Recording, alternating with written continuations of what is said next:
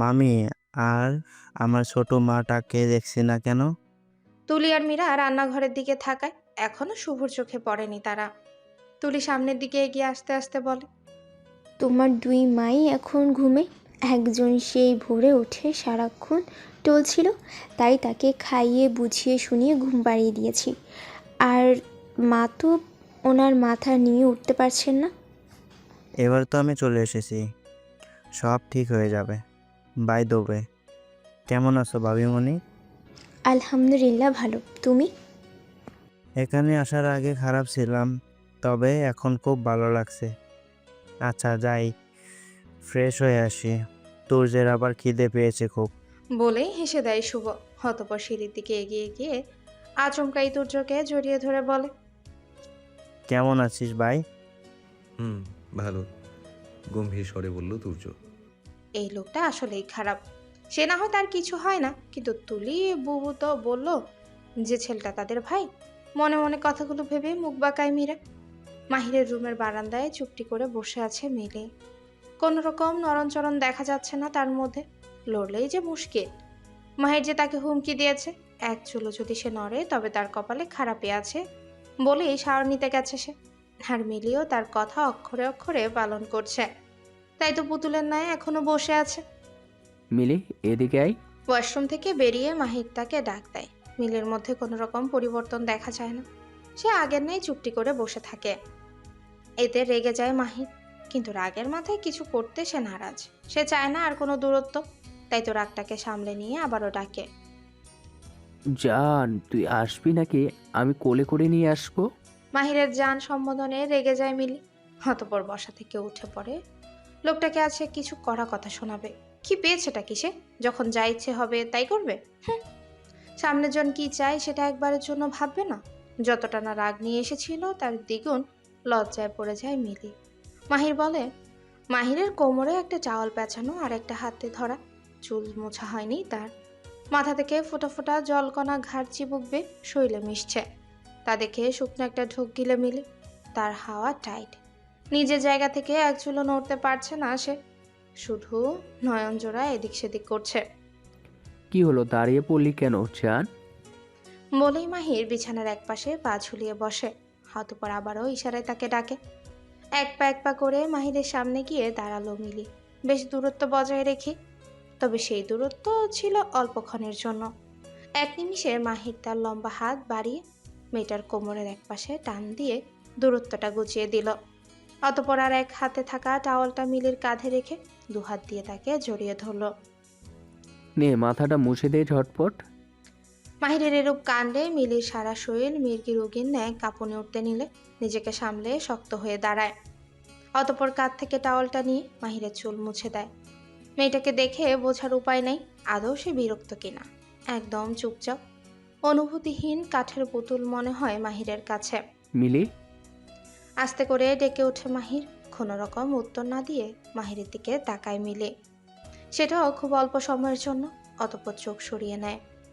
মিলি, বোঝার চেষ্টা কর, সব কিছু ঠিক করে নিতে চাই আমি, শুধুমাত্র তোর কথা ভেবে সেই দিন। ব্যাস, অনেক ভেবে ফেলেছো তোমরা আমার জন্য। এবার আল্লাহর ওয়াস্তে আমাকে একা ছেড়ে দাও। আমার নিজের সিদ্ধান্ত নিজেকে নিতে দাও। দয়া করে নিজেদের সিদ্ধান্তগুলো আমার উপর আর চাপিয়ে দিও না।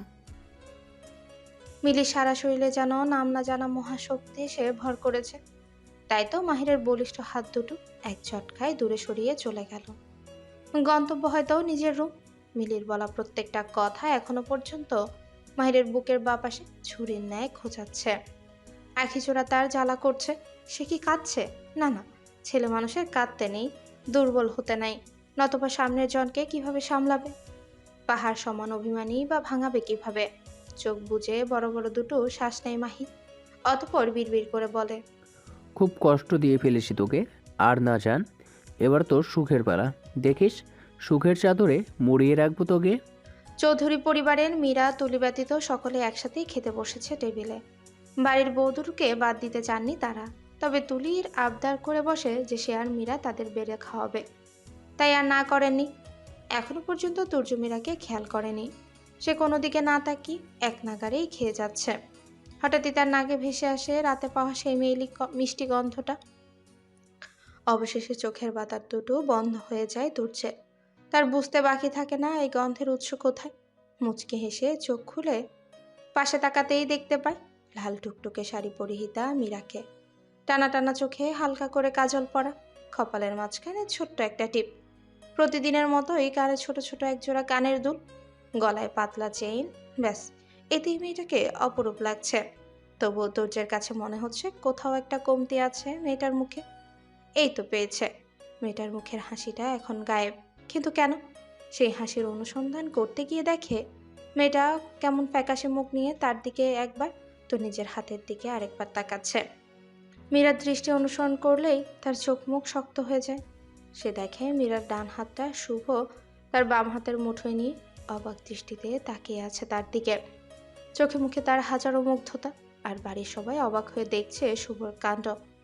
আচমকা বসা থেকে উঠে পড়ে শুভ, অতঃপর মীরার সামনে সোজা হয়ে দাঁড়ায়। তখনও মীরার হাত শুভর হাতের মুঠোয় বন্ধি। I can't believe the red rose. Oh, whom? You are my white rose. White rose. Can I hug you once? উত্তেজিত হয়ে বলা শুভর কথায় কেঁদে ফেলে মীরা। এদিকে তুর্যের মাথা ফেটে যাচ্ছে রাগে। এই মেয়ে তো সাহায্যার সাহস পায় কই থেকে? একে তো পরে দেখে নিব। এখন সে শুভকে দেখবে।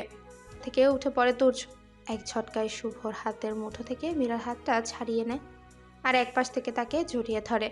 অতঃপর শুভকে উদ্দেশ্য করে হিসিয়ে বলে, দূরে থাকবি এর থেকে, বউ আমার। এক মুহূর্ত আর দাঁড়ালো না তুর্য। ওভাবে মীরাকে এক পাশ থেকে জড়িয়ে ধরে হাঁটা ধরে নিজের রুমের উদ্দেশ্যে। মীরা তুর্যের দিকে তাকিয়ে দেখে রাগে চোটে লোকটার ফর্সা মুখটা পুরো লাল হয়ে গেছে, চল তার শক্ত। তুর্য শুভকে বলা কথাটা তার একদমই খারাপ লাগেনি, বরং খুব বেশি ভালো লেগেছে। এদিকে শুভর মুখখানা দেখার মতো হয়েছে। এখনো পর্যন্ত সবাই তার দিকেই তাকিয়ে আছে। বেশ অস্বস্তি লাগছে তার।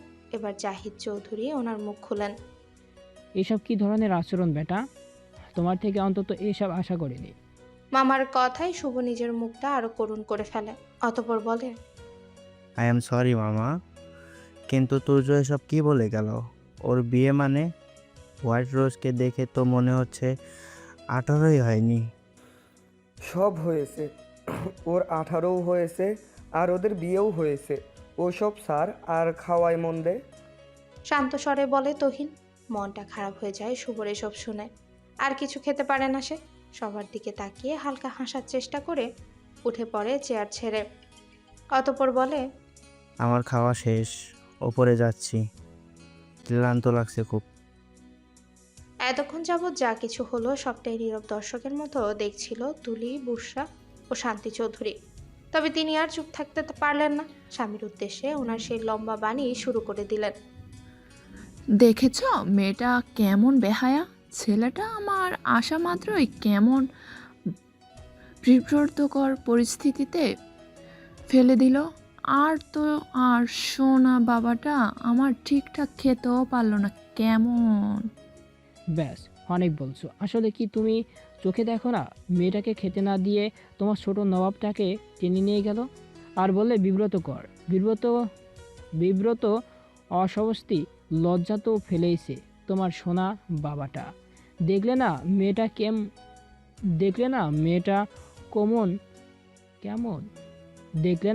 কেমন ঢুকরে কেঁদে উঠছিল? নাকি সেই সময় তোমার চোখে ছানি পড়ছিল? কথাগুলো বলেই সেখান থেকে চলে গেলেন জাহিদ চৌধুরী। তুহিনও বাবাকে অনুসরণ করে মানে কেটে পড়লো সেখান থেকে। সে জানে এখন তার মম তার কাছে তার ড্যাডের নামে অভিযোগের বস্তা নিয়ে বসবে। তাই সামনে থেকে মানে কেটে পড়া শ্রেয় বলেই মনে করলো তুহিন। আসলে সে বাপের নাওটা কি না? শান্তি চৌধুরী থম মেরে চোখ মুখ শক্ত করে বসে আছেন। দেখে বোঝা যাচ্ছে তিনি ভেতরে ভেতরে ফুঁসছে রাগে। এই বয়সে এসেও তার ছেলে মেয়েদের সামনে অপমানিত হতে হলো ভেবেই আরও দ্বিগুণ রেগে গেলেন তিনি মীরার উপরে। ঘরে ঢুকে এক ঝটকায় মীরাকে নিজের থেকে দূরে সরিয়ে দিল তুর্য। আচমকা এমন হওয়াতে নিজের ভারসাম্য ধরে রাখতে পারল না মীরা, যার ফলস্বরূপ ফ্লোরে গিয়ে পড়ল সে। এতে বেশ অবাক হয়ে যায় মীরা। অতঃপর চোখ তুলে উপরের দিকে তাকালেই দেখতে পায় রক্তলাল চক্ষু নিয়ে তুর্য এক পা করে এগিয়ে আসে মীরার সামনে। আর তার বলিষ্ঠ হাত দিয়ে মেয়েটার গাল দুটো শক্ত করে চেপে ধরে। অতঃপর দাঁতে দাঁত চেপে বলে, কে বলেছিল তোকে এত সাজতে? আর শাড়ি কেন পরেছিস? সব ওকে দেখানোর জন্য, তাই না? কি হলো, কিছু বলছিস না কেন? Answer me, damn it! মীরার মুখ দিয়ে গোঙানোর আওয়াজ বেরোচ্ছে, সাথে অঝরে কেঁদে চলেছে মেয়েটা। ব্যথার চোটে যেন গাল দুটো ছিঁড়ে যাবে এমন অবস্থা। তবুও ছাড়ার নাম নিচ্ছে না তুর্য। সেদিকে তার হুঁশ থাকলে তো। অমন অবস্থাতেই তুর্য আবারও বলতে শুরু করে, ও যেখানে থাকবে তার ত্রিসীমানাতেও যেন তোকে না দেখি, নয়তো এর থেকেও খারাপ কিছু হয়ে যাবে। বলেই ছাড়া মেরে ছিলাম উঠে তো। তুর্য। আর এখানে কি করছি মানে? রুম থেকে বেরিয়ে আমার বউ যায়। এখানে একা একা দাঁড়িয়ে মীরা সারা থাকবে, আমি দুনিয়া কাজে অন্ধকার ডুবে থাকবো, লাগছে। আর তৃতীয় কোনো আকিজেরা ব্যক্তি এসে বুঝে সেই আসতে সুযোগটা চাইছে। নিক। সেটা এমন কি ঠিক? সময় রুমে তুই প্রবেশ বল। করে তুলি। আমি ওর তুর্যকে হাজবেন্ড হই, হনহন করে বাইরে সো একটা বেরিয়ে যেতে দেখে সে এখানে আসে।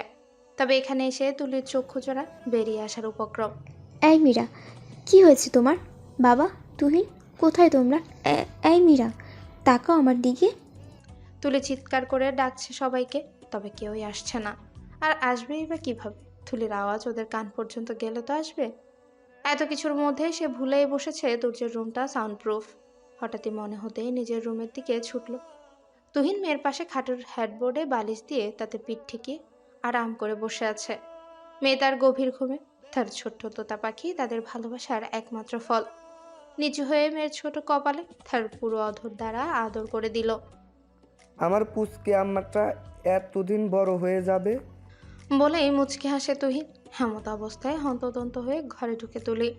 ব্যাপার কি? বাচ্চাদের মতো ছুটছো কেন? দেখছো না আমার আম্মাটা এখন ঘুমে বিভোর। তুহিন, মীরা, কি হয়েছে? তুহিন, তুর্য। শুনেছি, বলো। আর তোমাকে এমন দেখাচ্ছে কেন? তুমি আগে বসো, একটু রিল্যাক্স হও, অতঃপর বলো। বসলো না তুলি। তার মুখ দিয়ে কথা বেরোতে চাইছে না। সবকিছু কেমন গুলিয়ে যাচ্ছে। তাই স্বামীর হাত ধরে টেনে নিয়ে গেল তুর্যের ঘরে। তুহিনও অবাক হয়ে যায় মীরার অবস্থা দেখে। দুটো গাল এখনো অব্দি লাল হয়ে আছে। তুহিনের আর বুঝতে বাকি থাকে না এই অবস্থা কে করেছে।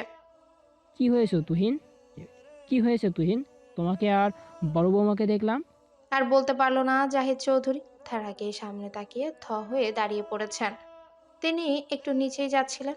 বড় ছেলে ও বৌমাকে এভাবে হন্তদন্ত হয়ে তুর্যের ঘরে ঢুকতে দেখে তিনিও তাদের পিছনে আসেন। আর এসেই দেখেন মীরার এই অবস্থা। দেখো তোমার ছোট রাজপুত্র কি অবস্থা করেছে মেয়েটার। একটা সামান্য ব্যাপারে ড্যাড, জোসেফ আঙ্কেলকে ফোন করে আসতে বলো এক্ষুনি। হ্যাঁ, করেছি। আর আজ তো দেখেই নিচ্ছি ওই অপদার্থকে। জাহিদ চৌধুরী চলে গেলেন ডাক্তারকে কল করতে। এদিকে তুর্য খুব জোরেই গাড়ি চালাচ্ছে। তার রাগ কন্ট্রোলের বাইরে। শুভর সাহস কি করে হয় তার বিয়ে করা বউকে হাক করতে চাওয়ার? এটাই কি যথেষ্ট নয় রকচটা তুর্যের জন্য? তার গাড়ি এসে থেমেছে একটা জনহীন নদীর পাড়ে। যখন তার রাগ কন্ট্রোলের বাইরে থাকে কিংবা প্রচন্ড মন খারাপ হয়, তখন এখানে এসে একলা সময় কাটায় সে। প্রচণ্ড বয়ের কারণে এমনটা হয়েছে, তবে বয়ের কোনো কারণ নেই। একটা ঘুমের ইনজেকশন দিয়ে দিয়েছি, এখন ঘুমাবে। পুরোপুরি ঘুমটা হলে ঠিক হয়ে যাবে। বলেন ডাক্তারবাবু। অতঃপর জাহিদ চৌধুরীকে উদ্দেশ্য করে বলেন, তা মিস্টার চৌধুরী, কাউকে কিছু না জানিয়ে ছোট ছেলেকে বিয়ে দিয়ে দিলেন। এটা কিন্তু একদম ঠিক করেননি। আপনি ভুল ভাবছেন ডাক্তার সাহেব। ছেলে পছন্দ করে করেছে, হুট করেই করেছে। তাই ব্যাপারটা আপনারা কেউ জানেন না, তবে জেনে যাবেন সবাই। এই তো 2 দিন পরে একটা পার্টি রাখেছি, তখন সবাইকে একসাথে জানিয়ে দেব। ছেলের পছন্দ আছে বলতে হবে। আজ তবে উঠি মিস্টার চৌধুরী, পার্টিতে দেখা হচ্ছে তাহলে। নিশ্চয়ই। ডাক্তারবাবু চলে গেলেন মীরাকে দেখে। সকলে একসাথে একটা দীর্ঘশ্বাস ফেলল। যাক, অন্তত মেয়েটা ঠিক আছে। মীরার অবস্থা দেখে কি ভয়টাই না পেয়েছিল তারা। মাগরিবের আজান একটু আগে ঘুম ভেঙে গেল মীরা। চোখ দুটো খোলা রেখে আড়মোড়া ভেঙে পাশ ফিরলে তার চোখের সামনে জলজল করে ওঠে একটা সোফা, যেটা বর্তমানে তার বেড বলাই যায়। সঙ্গে সঙ্গে ভ্রুচোরা এক করে ফেলল মীরা। সে ভাবছে তার সোফা নামক বেডটা খালি পড়ে আছে, তবে সে কোথায় আছে? অন্তরে এহেন প্রশ্ন জাগে তার। তড়াক করেই এক লাফে উঠে পড়ে সে। এতক্ষণে মীরা বুঝে গেছে যে সে বেশরম লোকটার বেডেই আছে। বুক তার দুরু দুরু করছে এখনো। পাশে বেশরম লোকটা তাকে এভাবে দেখে নেয়নি কি না? কি ব্যাপার, এভাবে হাঁপাচ্ছ কেন তুমি? রুমের ভিতর দৌড়াদৌড়ি করছিলে নাকি? ঘরে ঢুকেই তুলি মীরার উদ্দেশ্যে প্রশ্ন ছুড়লে তৎক্ষণাৎ দুদিকে মাথা নাড়ে মীরা। তা দেখে চক্ষু চড়া ছোট ছোট করে তাকায় তুলি।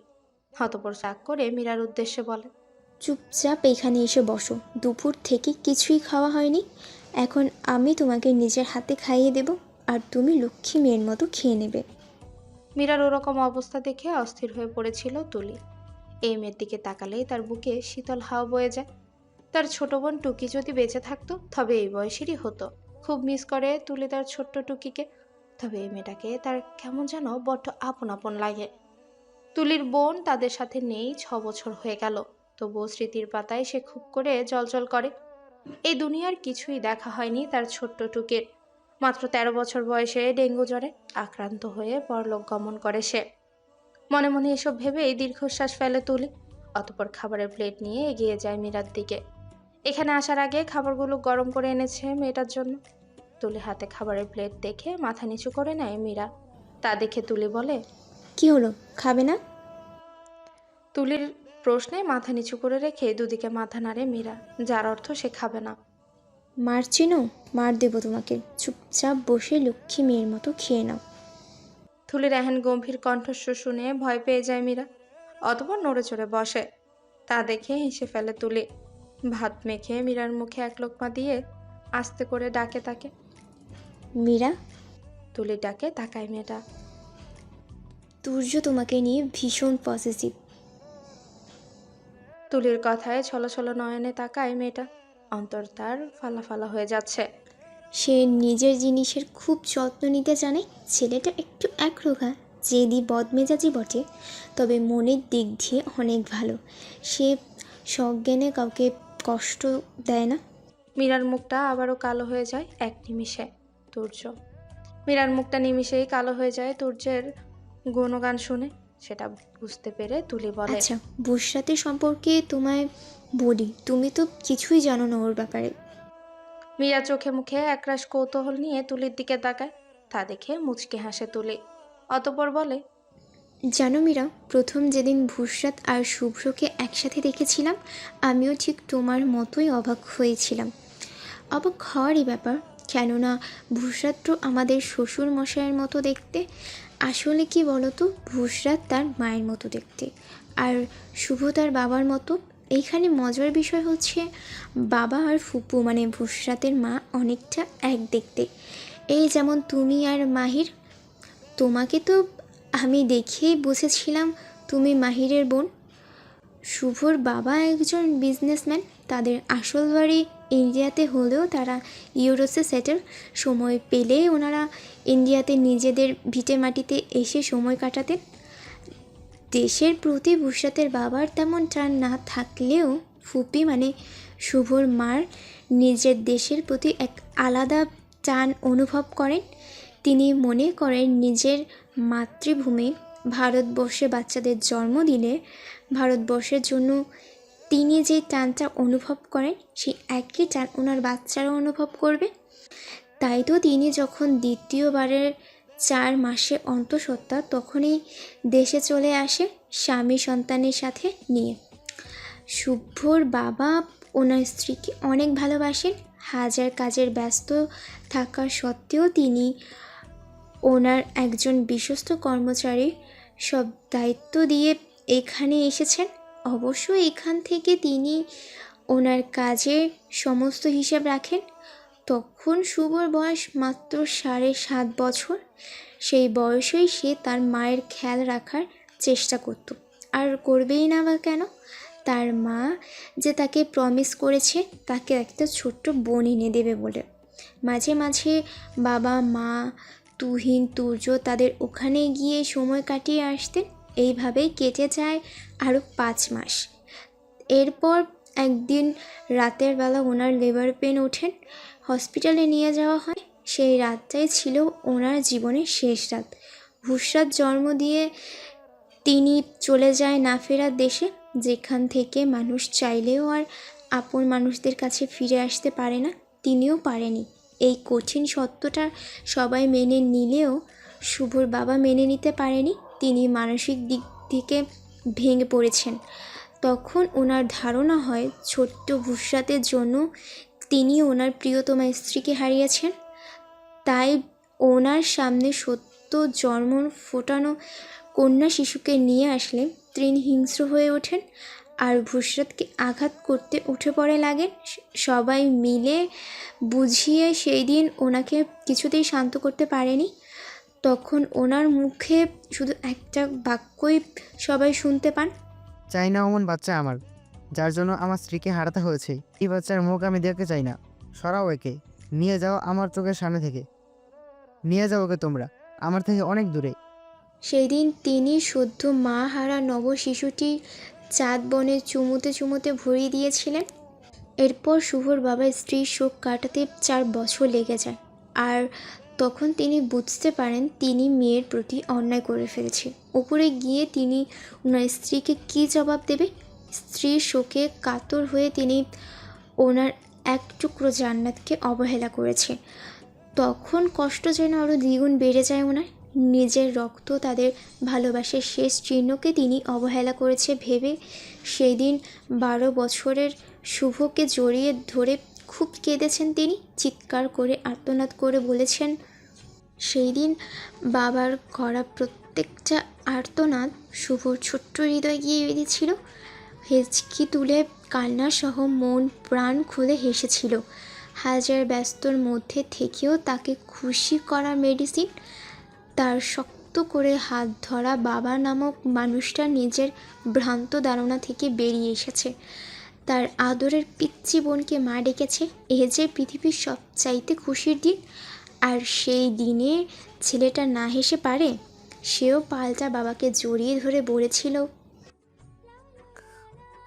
তবে যাও, নিজের মেয়েকে নিজের কাছে নিয়ে এসো। যতটা না অবহেলা করছো তার দ্বিগুণ আদর দিয়ে অবহেলাটাকে চাপা দিয়ে দাও। এরপর 1 সপ্তাহের মধ্যে তারা ছেলে মিলে ইন্ডিয়ার উদ্দেশ্যে রওনা দেন আর যথাসময়ে এসে পৌঁছান চৌধুরী ভিলায়। সেদিন মেয়েকে বুকে নিয়ে পাগলের মতো কেঁদেছেন তিনি। মেয়েকে সঙ্গে নিয়ে যেতে চেয়েছেন তিনি, তবে 4 বছরের বুসরা তার মম, ড্যাড, বড় ভাইয়া, ছোট ভাইয়াকে ছাড়তে নারাজ। তাই বাধ্য হয়েই মেয়েকে এখানে রেখেছেন। ফ্ল্যাশব্যাক অ্যান্ড তুলি মীরা দুজনেই চোখের জল। তুলি বা হাত দিয়ে চোখের কার্নিশে জমা অশ্রুটুকু মুছে নিয়ে বলে, এইসব জেনেছি তুহিনের কাছ থেকে। তুলি কথা বলার মাঝে এই সবটা খাবার খাইয়ে দিয়েছে মীরাকে। এবার সে উঠে দাঁড়ায়, অতঃপর বলে, তুমি থাকো, আমি এটো প্লেটগুলো রেখে আসি। আহাদ সাহেব পরিপাটি হয়ে বসে আছেন ড্রয়িং রুমের সোফাতে। 1 ঘন্টা যাবৎ হয়ে গেল তিনি একাই বসে আছেন। মেয়ে ওনার এমনিতেই দেরি করে, কিন্তু ওনার ভাগ্নেটা যেন আজ পণ করে বসেছে। মিলির আগে সে বেরোবেই না। তাই অধৈর্য হয়ে মেয়ের রুমের দিকে পা বাড়ালেন। মিলিকে একটা তাড়া দিয়ে মাহিরের রুমে যাবেন, অতঃপর ছেলেটাকে বগল দাবা করে নিজের সাথে নিয়ে আসবেন। ওনার মতে ছেলে মানুষদের এত দেরি করার কোনো মানেই হয় না। মামুনি আর কিছু বলতে পারলেন না তিনি। দরজা ঠেলে কেবলই ভেতরে প্রবেশ করেছেন, আর প্রবেশ করা মাত্রই সামনের দৃশ্য দেখে কাশি উঠে গেছে ওনার। প্রচণ্ড লজ্জা অস্বস্তিতে তিনি আমতা আমতা করে মুখ দিয়ে কেবল একটা বাক্যই বলতে পারলেন, তো তোমরা তাড়াতাড়ি এসো, আমি গাড়িতে অপেক্ষা করছি। তাড়াহুড়ো করে বেরিয়ে গেলেন সদর দরজা দিয়ে। জীবনের প্রথমবার এই 50 বছর বয়সে বোধ হয় তিনি এমন মারাত্মক লজ্জার সম্মুখীন হলেন। ছাড়ো অসভ্য লোক। ড্যাডি কি ভাবছে এখন? আর আমি কি করে ড্যাডির সামনে যাব? মাহিরের কাছ থেকে ছাড়া পাওয়ার জন্য মুশরামুশরি করছে মিলি। কেন পায়ে হেঁটে যাবি? এতে এত ভাবার কি আসে? বাই দ্য ওয়ে, এটা তোর বাপের দোষ। বোঝা উচিত ছিল মেয়ে আর সেই ছোট্টটি নেই। আর সবচেয়ে বড় ব্যাপার হলো তুই ইন্ডিয়াতে আছিস। প্রায় 40 মিনিট ধরে দাঁতে দাঁত চেপে এই অসভ্য লোকটাকে সহ্য করে যাচ্ছে মিলি। সেই যে কোলে নিয়ে বসেছে, ছাড়ার নাম নিচ্ছে না। ড্রয়িং রুমের সবচেয়ে বড় সোফার মাঝখানে বসে আছে শুভ, আর তার কোলেই আছে তানহা বেবি। তার এক পাশে বুশরা ও অপর পাশে শান্তি চৌধুরী বসা, আর তার থেকে সামান্য দূরে তুহিন ও জাহিদ চৌধুরীও বসে আছেন। তানহা ব্যতীত তাদের প্রত্যেকের হাতে ধরা চায়ের কাপ। তানহা তার সুপাপার কোলে বসে চকলেট খাচ্ছে। মেয়েটা তাকে একটু আগেই তার সুপাপা দিয়েছে, যেটা তাকে একটু আগেই তার সুপাপা দিয়েছে। হঠাৎই কলিং বেলের আওয়াজ শোনা গেলে জাহিদ চৌধুরী রান্নাঘরের দিকে যেয়ে উচ্চস্বরে ডেকে ওঠেন। ছোট বৌমা, দেখো তো কে এসেছে। এ কি ছোট বৌমা তুমি? কাপা কাপা হাত পা দিয়ে দরজা খুলতে যায় মীরা। তার ধারণা দরজার ওপাশে সেই হৃদয়হীন পুরুষটি রয়েছে। লোকটা সামনে পড়তে চায় না সে, তবে শ্বশুর মশাইয়ের হুকুম, সে তো বাধ্য মেয়ে। তাই বাধ্য হয়ে এগিয়ে গেল দরজা খোলার উদ্দেশ্যে।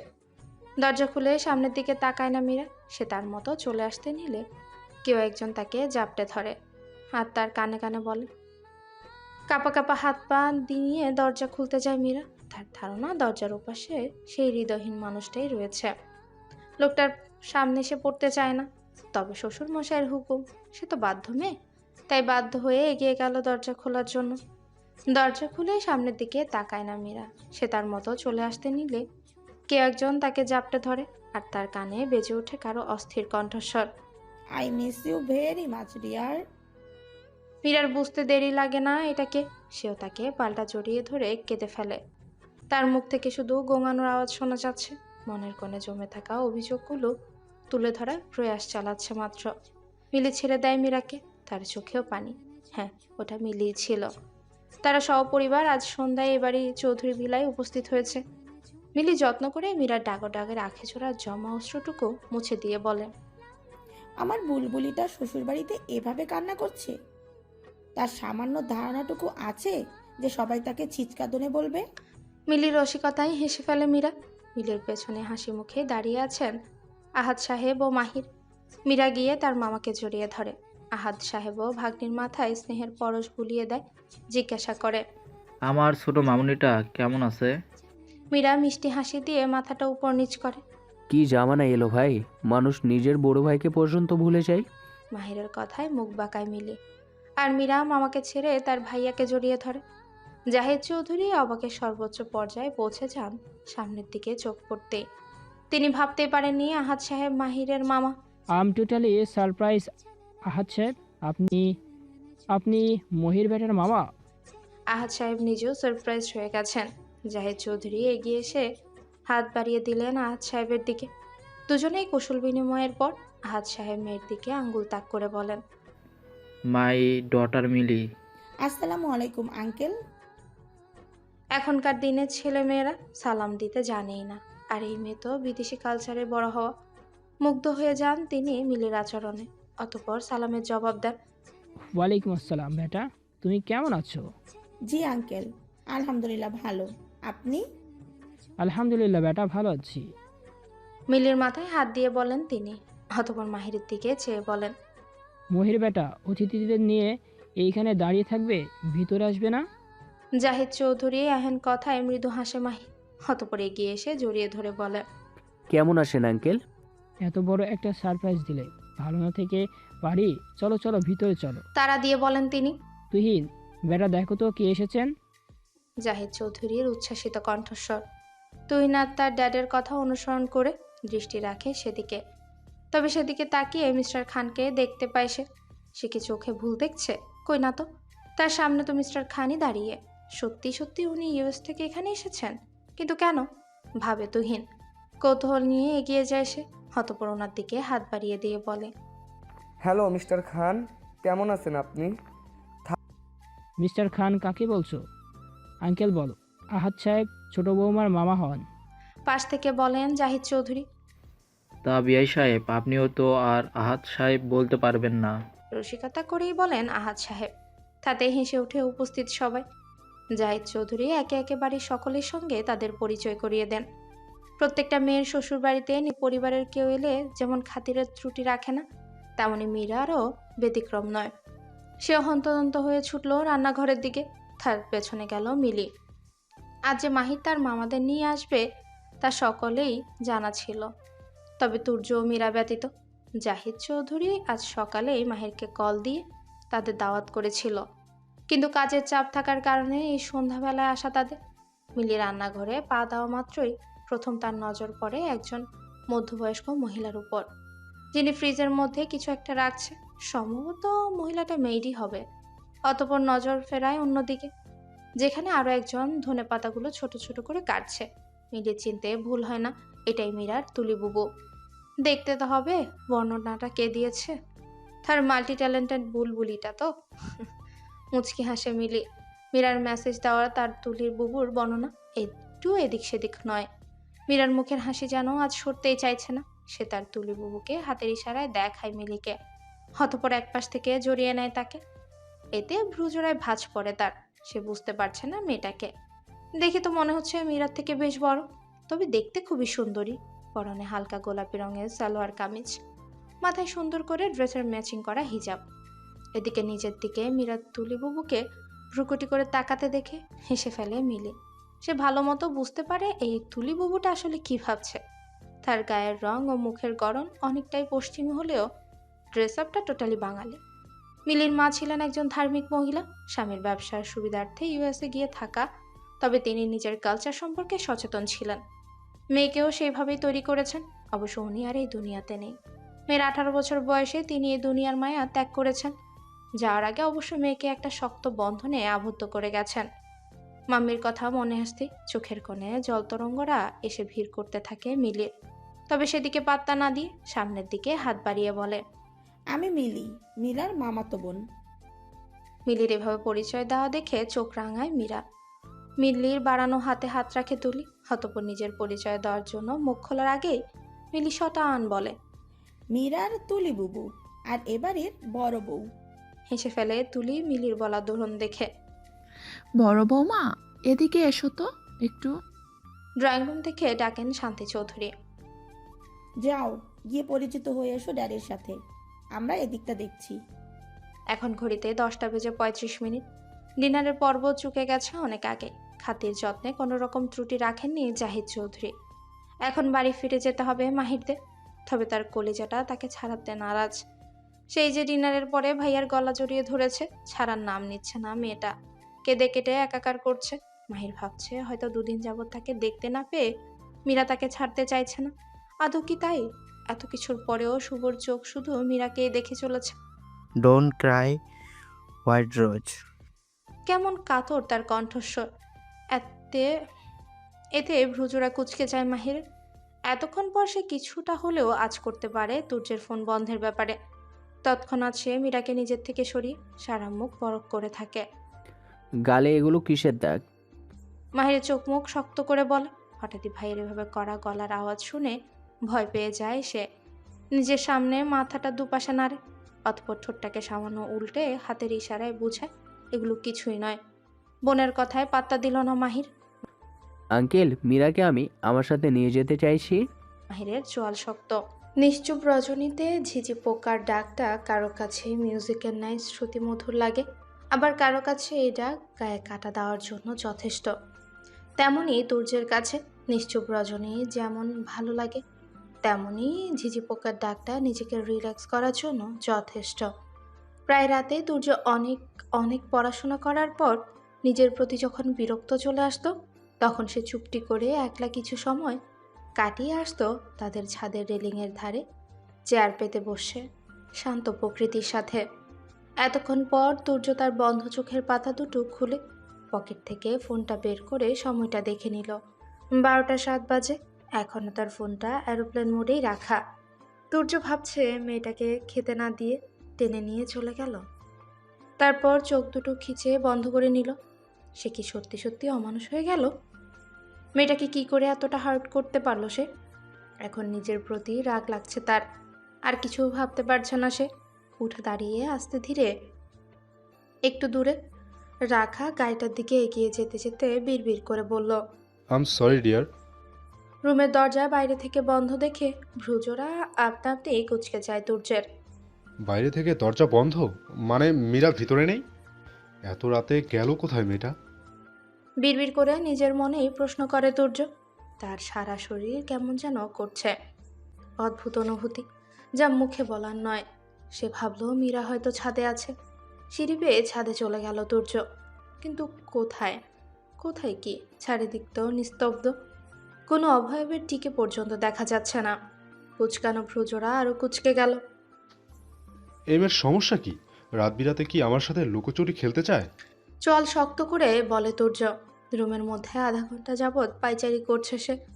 রাগে তার সারা শরীর রিরি করছে। এখনো পর্যন্ত মেয়েটা রুমে আসছে না দেখে হঠাৎই মনে হলো মীরা বুসরার রুমে থাকতে পারে। অতঃপর ভাবে হয়তো রাগ করেছে মেয়েটা। ওইটুকু একটা পুচকি, তার আবার রাগ কত বাবা! বলেই মুচকি হাসে তুর্য। অতঃপর বুসরার রুমের দিকে হাঁটা দেয়। বুসরা, বুসরা, দরজাটা খোলো একবার। না, আমি ঘুমোচ্ছি এখন। তুমি যাও, সকালে আসবে। ঘুম ধরানো কণ্ঠে বুসরা বলে। মার খাবি কিন্তু। দরকার আছে, দরজাটা খোল। আমি এখন উঠবো না, তুমি যাও। বুসরা, ছোট ভাইয়া, তুমি খুব খারাপ। রাত দুপুরে আমার ঘুম হারাম করতে চলে এসেছো। খট করেই দরজা খুলে গেল। সামনে কোমরে দুহাত দিয়ে দাঁড়িয়ে আছে বুসরা। মীরা কোথায়? তুর্যের প্রশ্নে বুসরার দুপুরের ঘটনা থেকে রাত পর্যন্ত কি কি ঘটেছে মনে পড়ে যায়। সঙ্গে সঙ্গে বুসরা তার ছোট্ট ভাইয়ার থেকে দূরে দাঁড়িয়ে বুকে দুহাত গুজে অন্য পাশে তাকায়। তুর্য বোনের কাণ্ড দেখে বুঝতে দেরি লাগে না যে কোনো কারণে তার বোন তার উপরেই রেগে আছে। আমার পিচ্চি বোনটা আমার উপরে রেগে আছে? তো তার সেই রাগের কারণটা কি আমি জানতে পারি? তুমি ছোট ভাবিকে মেরেছিলে? এসব কে বললো তোকে?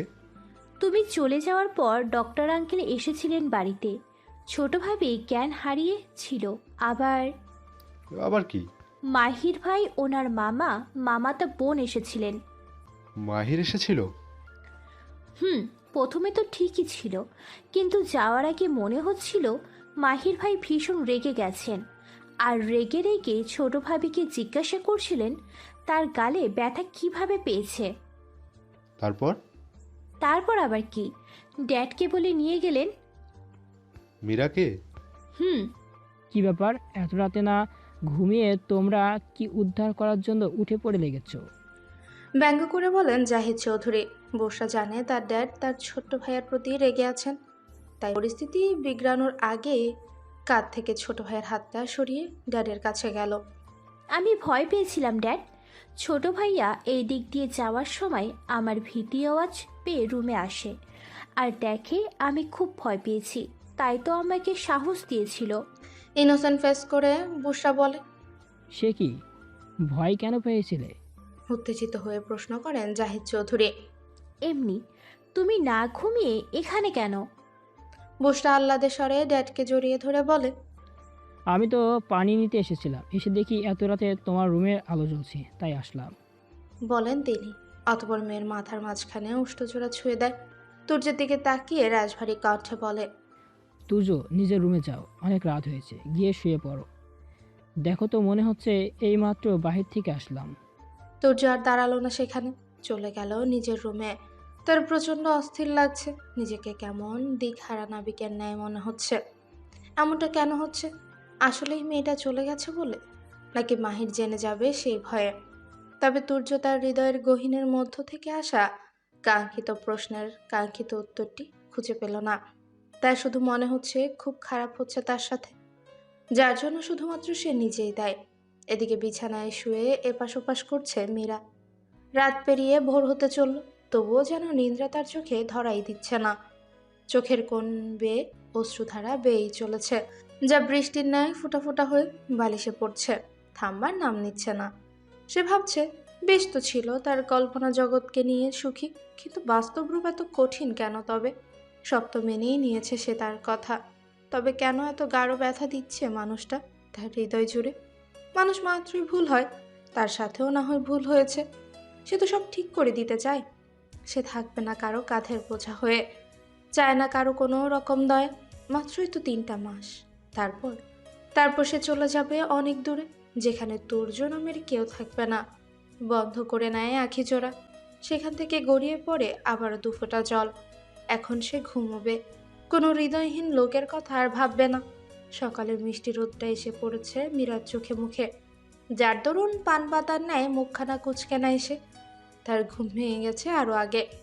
তবে রাতে ঠিকভাবে ঘুম না হওয়াতে আখিজোড়া খুলতে পারছে না। এভাবেই বিছানাতে কিছু সময় কাটাবে সে, কিন্তু সূর্য মামা তার তেজ দেখাতে ব্যস্ত। তাই তো বাধ্য হয়ে শোয়া থেকে তাই তো বাধ্য হয়ে স্ব অবস্থায় আখিজোড়া বন্ধ রেখে একটা পা ঘুরল, আবার আরো একটা দিতে যাবে, অমনি শক্ত কিছুর সাথে ধাক্কা লাগলো।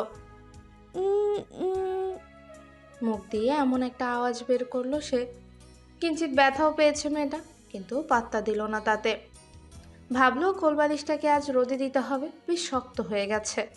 অতঃপর সমস্ত ভাবনাকে সাইডে রেখে শক্ত কোলবালিশটাকে আষ্টে পৃষ্ঠে জড়িয়ে ধরে। মীরার কেমন অচ্ছে, ঘুরে থাকার কারণে কিছু মনে করলো না, চুপটি করেই রইল। এদিকে তুর্যের শরীরে নরম কিছু স্পর্শ পেতেই তার ঘুম ছুটে যায়। চক্ষু জোড়া খুলে পিটপিট করে তাকায় সে, অতঃপর নিজের দিকে তাকিয়ে পুরোই তার মুখ দিয়ে তুর্য শরীরে নরম কিছু স্পর্শ পেতেই তার ঘুম ছুটে যায়। চক্ষু জোড়া খুলে পিটপিট করে নিজের দিকে তাকিয়ে পুরোই হয়ে যায়। তার মুখ দিয়ে কোনো কথাই বেরোচ্ছে না। এদিকে মীরার নাকে অদ্ভুত মাতাল করার সুগন্ধি এসে ধাক্কা দিচ্ছে, যা সে এই পাশে ফেরার পর থেকেই পাচ্ছে। একে তো সারা রাত ঠিকভাবে ঘুম না হওয়ার কারণে চোখ খুলতে পারছে না বেচারি, তার উপর ওই পাগল করা গন্ধ, উফ, আর সহ্য করা যাচ্ছে না। তাই বাধ্য হয়ে মেয়েটা তার নাক মুখ ডুবিয়ে দিল সেই সুগন্ধি মাতাল ভাণ্ডারে। হাতপর মুখটা এপাশ ওপাশ করতে লাগলো, যার ফলস্বরূপ তার নাক ঠোঁট ছুঁয়ে ছুঁয়ে গেল সেখানে। দুর্বা ঘাসের ন্যায় ছোট ছোট কোনো কিছুর দ্বারা তার নাকে মুখে শুষিয়ে লাগছে। হঠাৎ এক ধাক্কায় বিছানার এক কোণে গিয়ে পড়ল মীরা। একটা মাত্র ধাক্কা, যা তার ঘুম ছুটাতে যথেষ্ট। ডান হাতের খাটের হেডবোর্ডে বাড়ি লাগায় কিঞ্চিত ব্যথাও পেল সেখানে। এত জোরে ধাক্কাটা কে দিল দেখার জন্য চক্ষু জোড়া খুলে দেখে তুর্য চৌধুরী। প্রতিদিনের মতো আজও গায়ে কোনো কাপড় নেই, লোমশ বুকে দৃশ্যমান হয়ে আছে। শুধুমাত্র একটা ট্রাউজার পরে বিছানায় বসে বড় বড় শ্বাস নিচ্ছে, যা দেখেও হয়ে যায় মীরা। সঙ্গে ভীষণ রাগও লাগে তার। এই লোকের সমস্যাটা কি সে বুঝতে পারছে না। ও বাড়িতে থাকাকালীনও কম জ্বালায়নি, এখন মেয়েটা তার নিজের বাড়িতে এসেছে, এখানেও শান্তি নেই। মহাশয় ঠিকই সে অর্ধনগ্ন শরীর নিয়ে তার কল্পনায় চলে এসেছে, এসব ভেবে মুখ বাঁকায় মীরা। তখনই অতঃপর সামনের দিকে এগিয়ে একদম তুর্জন মুখোমুখি হয়ে কানের নিচে ও ঘাড়ের মাঝ বরাবর জায়গায় কামড় বসায়। অতঃপর কোনো দিকে না তাকিয়ে ওয়াশরুমের দিকে দেয় এক দৌড়। তুর্য দাঁতে দাঁত চেপে এখনো পর্যন্ত চোখ বুজে আছে। মীরা যে জায়গায় কামড় দিয়েছে সেখানে চিনচিন ব্যথা করছে। প্রথমে অবাক হয়ে মীরার কাণ্ড দেখলেও শেষে চক্ষু চোরা খুলে রাখতে পারেনি তুর্য। নাক মুখ খিচে বন্ধ করে নিয়েছিল। একে তো তাকে আষ্টপৃষ্টে জড়িয়ে তারই বুকে মুখ গুজে তাকে অপ্রস্তুত করেছে, আবার এখন এই কামড় তুর্যের মেজাজ খারাপ করার জন্য যথেষ্ট। ওয়াশরুমের ভেতরে ঢুকে রাগে গজগজ করছে মীরা, পারছে না সামনে যা কিছু আছে সব ভস্ম করে দিতে। কোনো রকমে দাঁতগুলো ব্রাশ করে শাওয়ার ছেড়ে তার নিচে দাঁড়িয়ে পড়ে। এখন তার মাথা ঠান্ডা করা প্রয়োজন। কি ভেবেছে সে লোকটা কল্পনাতে এসেও তাকে ব্যথা দিবে, আর সে ভিতরানির মতো সব কিছু সহ্য করবে? কখনো না। এসব ভেবে আবারও মুখ বাঁকায় মীরা। প্রায় আধা ঘন্টা শাওয়ারে পানিতে ভিজে মাথা ঠান্ডা করেছে মীরা, কিন্তু এবার ঘটল বিপত্তি। সে তো আর তার জামা কাপড় কিছুই নিয়ে আসেনি, আর এভাবে রুমে গেলে রুম ভিজে যাবে। তাই সে তার ভেজা কাপড় ছেড়ে একটা শুকনা টাওয়াল পেঁচিয়ে নিল শরীরে। অতঃপর ওয়াশরুমের দরজা খুলে রুমের ভেতর কাপড়ের সামনে দাঁড়িয়ে সেখান থেকে তার পছন্দ মতো ধূসর রঙের একটি লং কুর্তি নিল, যেটা সে এখন পরবে।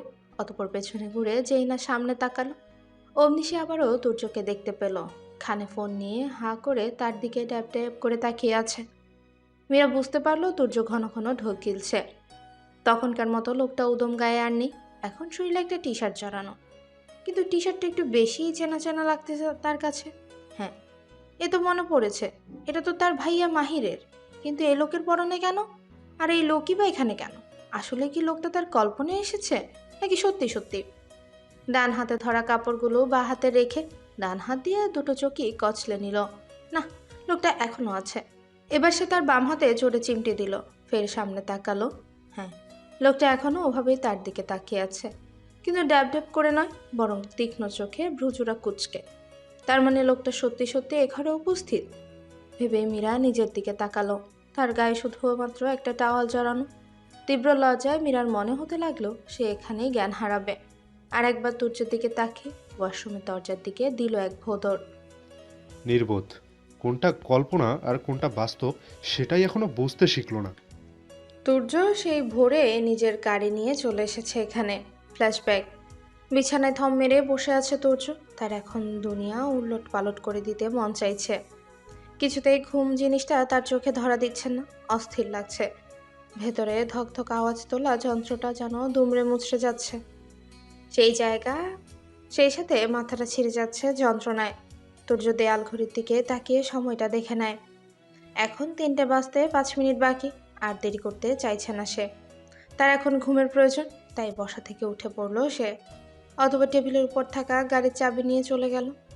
তুর্যকে এই সময় খান ম্যানশনে দেখে অবাক হয়ে যায় দারোয়ান। একটু পরেই ফজর আজান দেবে, আর ছেলেটা এখানে। ব্যাপারটা বেশ ভাবাচ্ছে দারোয়ানকে। তার ভাবনার মাঝে তুর্য বলে, এভাবে কি দেখছেন? এখানে বউ আছে আমার, নিন তাড়াতাড়ি খুলে দিন। তুর্যের এহেন কথায় ভাবাচাকা খেয়ে যায় দারোয়ান। সে তো জানে এটা মীরা দিদিমণির স্বামী, তাই বলে শ্বশুরবাড়ি যখন তখন চলে আসতে হবে? আসলেই বড় লোকদের বড় বড় ব্যাপার। একটা দীর্ঘশ্বাস ফেলে প্রধান ফটক খুলে দেয় দারোয়ান। এই নিয়ে 4বার হলো এসে বেল বাজিয়েছে তুর্য, কিন্তু না, কেউ দরজা খুলছে না। অধৈর্য হয়ে পড়ল সে। সমস্যা কি এদের? আর মাহিরটাকে একবার পাই।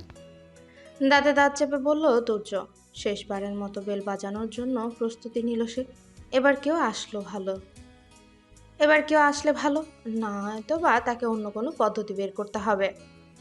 যেই না শেষবারের মতো কলিং বেলের সুইচে চাপ দিতে যাবে, অমনি দরজাটা খুলে গেল। তুর্য দেখলো ঘুমো ঘুমো চোখে মাহির দাঁড়িয়ে আছে, আর তার দৃষ্টি স্থির হয়ে তাক করা তারই দিকে।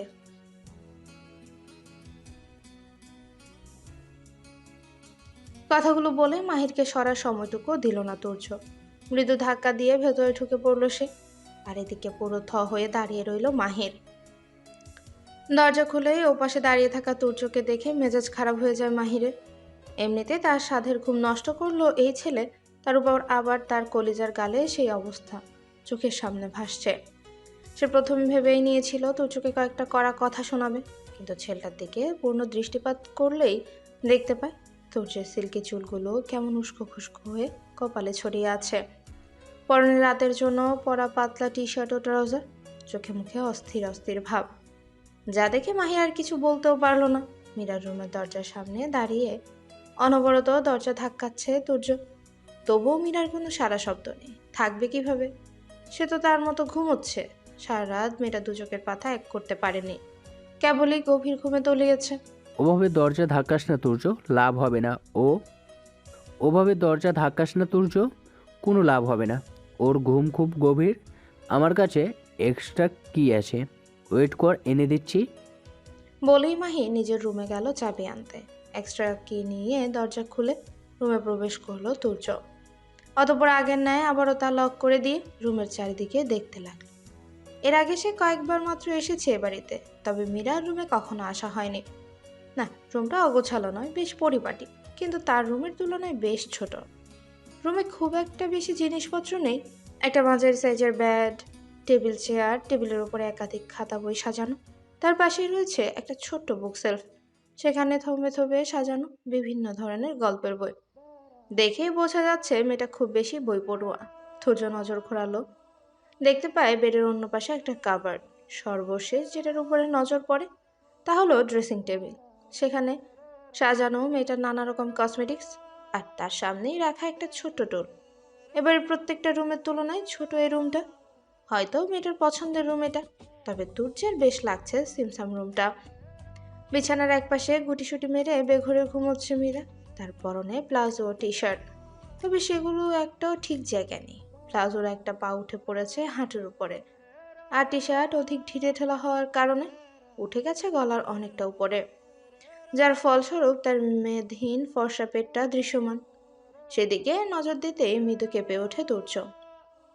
একসঙ্গে 3-4টে ঢোক গিলে অতপর বড় বড় পা ফেলে মীরার একদম কাছে গিয়ে সবকিছু টেনে টুনে আগের ন্যায় ঠিক করে দেয়।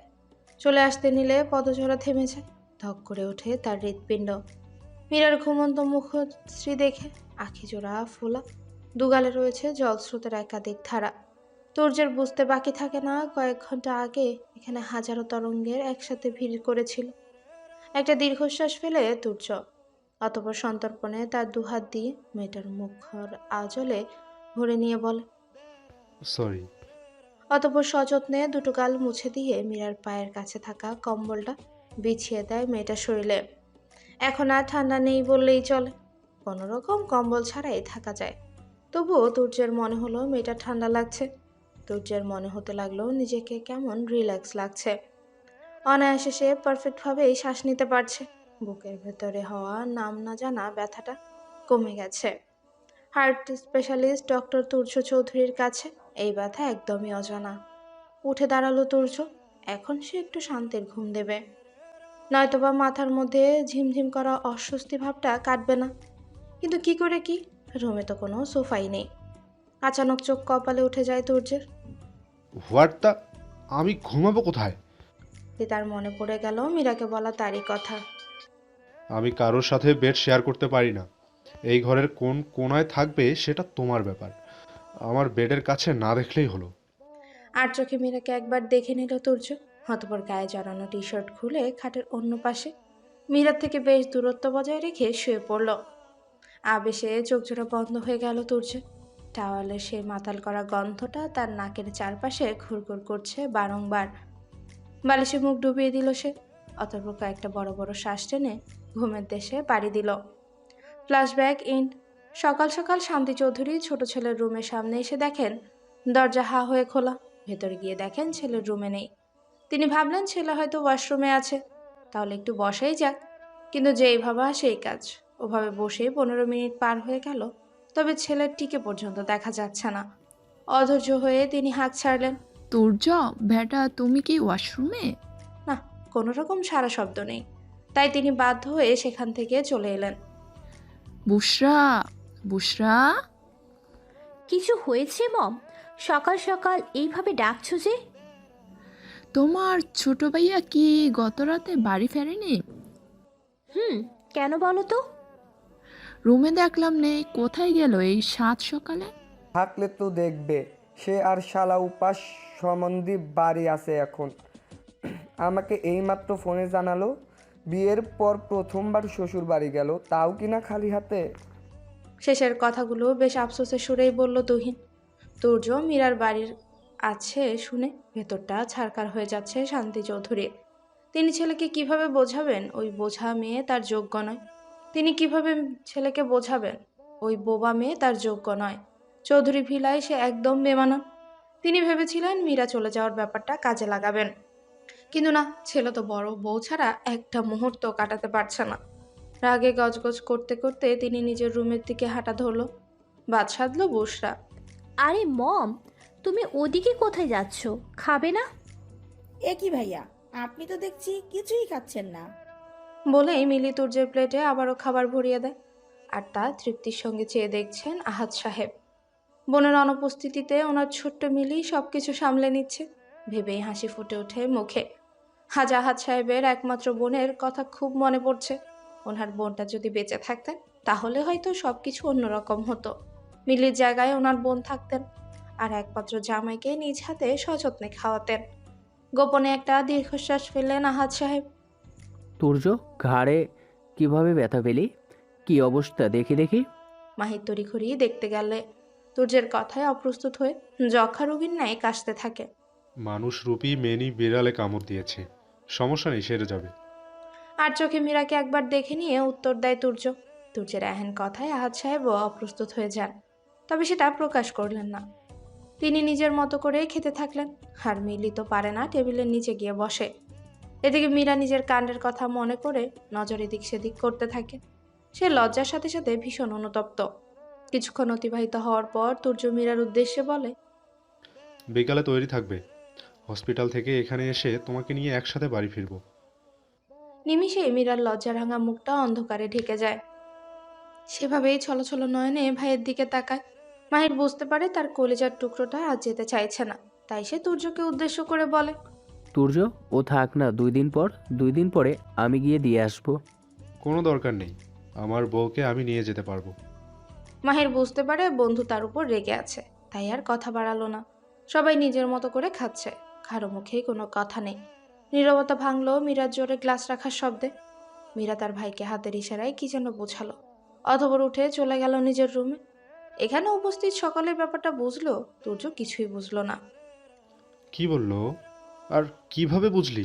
দেখ তুর্য, কারো ইশারা বুঝতে গেলে, স্পেশালি যারা কথা বলতে পারে না, তাদের ক্ষেত্রে সর্বপ্রথম সেই মানুষটাকে বুঝতে হয়। হ্যাঁ হোয়াইট রোজ, তুমি এখানে কি করছো? ওয়েট ওয়েট, তুমি? টিফিনের ঘন্টা বাজতেই হই হুল্লোড় শুরু হয়ে গেছে চারদিকে। তবুও মীরার মধ্যে কোনো রকম হেলদোল দেখা যাচ্ছে না। আগের ক্লাসটা না হওয়ার সুবাদে সে একটা গল্পের বই পড়ছিল, আর এখনও পড়েই যাচ্ছে। তার আশেপাশে কি হচ্ছে সেদিকে কোনো হুঁশ নেই তার। সে এখন গল্পের মধ্যেই মজে আছে। 6 বছর আগে সে ওইভাবে বান্ধবীদের সাথে হুল্লোড় করে বেড়াতো, কিন্তু এখন সে নিশ্চুপ। প্রয়োজন ছাড়া নিজের জায়গা ছেড়ে ওঠে না। প্রথম প্রথম শোকাহত কারণে এভাবে থাকলেও পরবর্তীতে তা অভ্যাসে পরিণত হয় মীরার। এখন সে দ্বাদশ শ্রেণীতে পড়ছে। তার দুই প্রিয় বান্ধবী নাবিলা ও কুসুম বর্তমানে কলেজের 2য় বর্ষের ছাত্রী। সেও তো তাদের বান্ধবীদের সাথে এখন কলেজে পড়তো, যদি না সেদিন সেই ভয়ঙ্কর দুর্ঘটনাটা না ঘটতো। তবে সে থেমে নেই, একটু পিছিয়ে গেছে মাত্র। তাতে কি, তার মেধা সে একই আছে। তখনও তার সবার প্রথমেই নাম উঠত, এখনও সেটা। মীরার দুই বান্ধবী প্রতিদিন টিফিন টাইমে মীরার ক্লাসরুমে এসে সেই সময়টুকু আড্ডা দিত। মীরা চুপ থাকলেও দুই বান্ধবীর গল্প খুব করে উপভোগ করত, কিন্তু এখন সেটা আর হওয়া সম্ভব নয়। তারা তো সে কবেই চলে গেছে তাদের নিজ লক্ষ্যের দিকে, মীরার থেকে দুধাপে গিয়ে। আর কোনোদিনও তাদের সাথে আগের মতো আড্ডা দেওয়া হবে না হয়তো। বিকেল 4:10 মীরা স্কুল গেটের সামনে দাঁড়িয়ে অপেক্ষা করছে তার ভাইয়ার জন্য। মাহির তাকে স্কুলে পৌঁছে দিয়ে বোনকে আদর করে তবে অফিস গেছে। আর যাওয়ার আগে বলে গেছে সে আজ ড্রাইভারকে আসতে না করে দিয়েছে, তাকে সে নিজেই নিতে আসবে। প্রায় 7 মাস পরে দেশে ফিরেছে শুভ। তার মায়ের মতো তার নিজেরও এই দেশটা অতি প্রিয়। আর প্রিয় হবে নাই বা কেন, এই দেশে যে তার বাবা ব্যতীত সকল প্রিয় মানুষগুলোর বাস। আছে তার একটা কাছের বন্ধু দেবব্রত ব্যানার্জির সাথে দেখা করতে যাচ্ছে বসুন্ধরা কফি শপে। এই দেশে আসলেই শুভ এই দেবব্রত নামে ছেলেটার সাথে দেখা করে এবং দুজনে একসঙ্গে অনেকটা সময় কাটায়। তাদের প্রথম সাক্ষাৎ হয় হসপিটালে বুসা জন্মের সময়। শুভর মাকে ওটিতে ঢোকানোর পর সবাই যখন চিন্তায় অস্থির, শুভ তখন করিডোরে এক কোণে দাঁড়িয়ে মনে মনে আল্লাহ তাআলার কাছে প্রার্থনা করছিল তার মায়ের সমস্ত কষ্ট যেন দূর হয়ে যায় সেই উদ্দেশ্যে। ছোট্ট শুভ তার মায়ের আর্তনাদ শুনে বুঝেছিল তার মায়ের ভীষণ কষ্ট হচ্ছে। তখন সেই সময় তার সামনে উপস্থিত হয়েছিল গোলুমলু দেবব্রত। দু হাতে তার দুটো চকলেট, একটা সে খাচ্ছিল আর অপরটা হাতে ধরেছিল। হাতে ধরা চকলেটটা দেবব্রত শুভর দিকে এগিয়ে দিয়ে বলেছিল, তুমি আমাদের বন্ধু হবে? বিরক্তিতে চোখ মুখ কুঁচকে নিয়েছিল সেদিনকার ছোট্ট শুভ। তার মনে হয়েছিল সামনে দাঁড়ানো নির্বোধ ছেলেটাকে একটা ঘুষি মারতে। আবারও ছেলেটা বলতে শুরু করে, আমি দেবব্রত ব্যানার্জি, আমার ভাইয়া হয়েছে, একটু আগেই হয়েছে। জানো আমার এখন খুব ভালো লাগছে। দেব বেটা, তুমি এখানে কি করছো? দেখি চলো। বলে টেনে নিয়ে চলে গেল একটা লোক দেবব্রতকে। শুভ্রর মনে হলো লোকটা ছেলেটার বাবা হবে হয়তো, ব্যাস এটুকুই। অতঃপর 15 বছর পরে তানহার জন্মের সময় আবারও তাদের এই হসপিটালে দেখা হয়ে যায়। তবে আগের গোলুমুলু দেবব্রত আর নেই, সে এখন হ্যান্ডসাম দেবব্রত। এই হসপিটালে জুনিয়র ডাক্তার হিসেবে জয়েন করেছিল সেই সময়। তখন থেকেই তাদের বন্ধুত্ব। এক মনে গাড়ি ড্রাইভ করছে শুভ। হঠাৎই তার চোখ যায় রাস্তা থেকে বেশ দূরে একটা স্কুল গেটের সামনে। আরে ওটা হোয়াইট রোজ না? নিজের মনকে প্রশ্ন করে শুভ। তাড়াহুড়ো করে তার গাড়িটা যথা জায়গায় পার্ক করে দৌড়ে গেল মীরার কাছে। হেই হোয়াইট রোজ, তুমি এখানে কি করছো?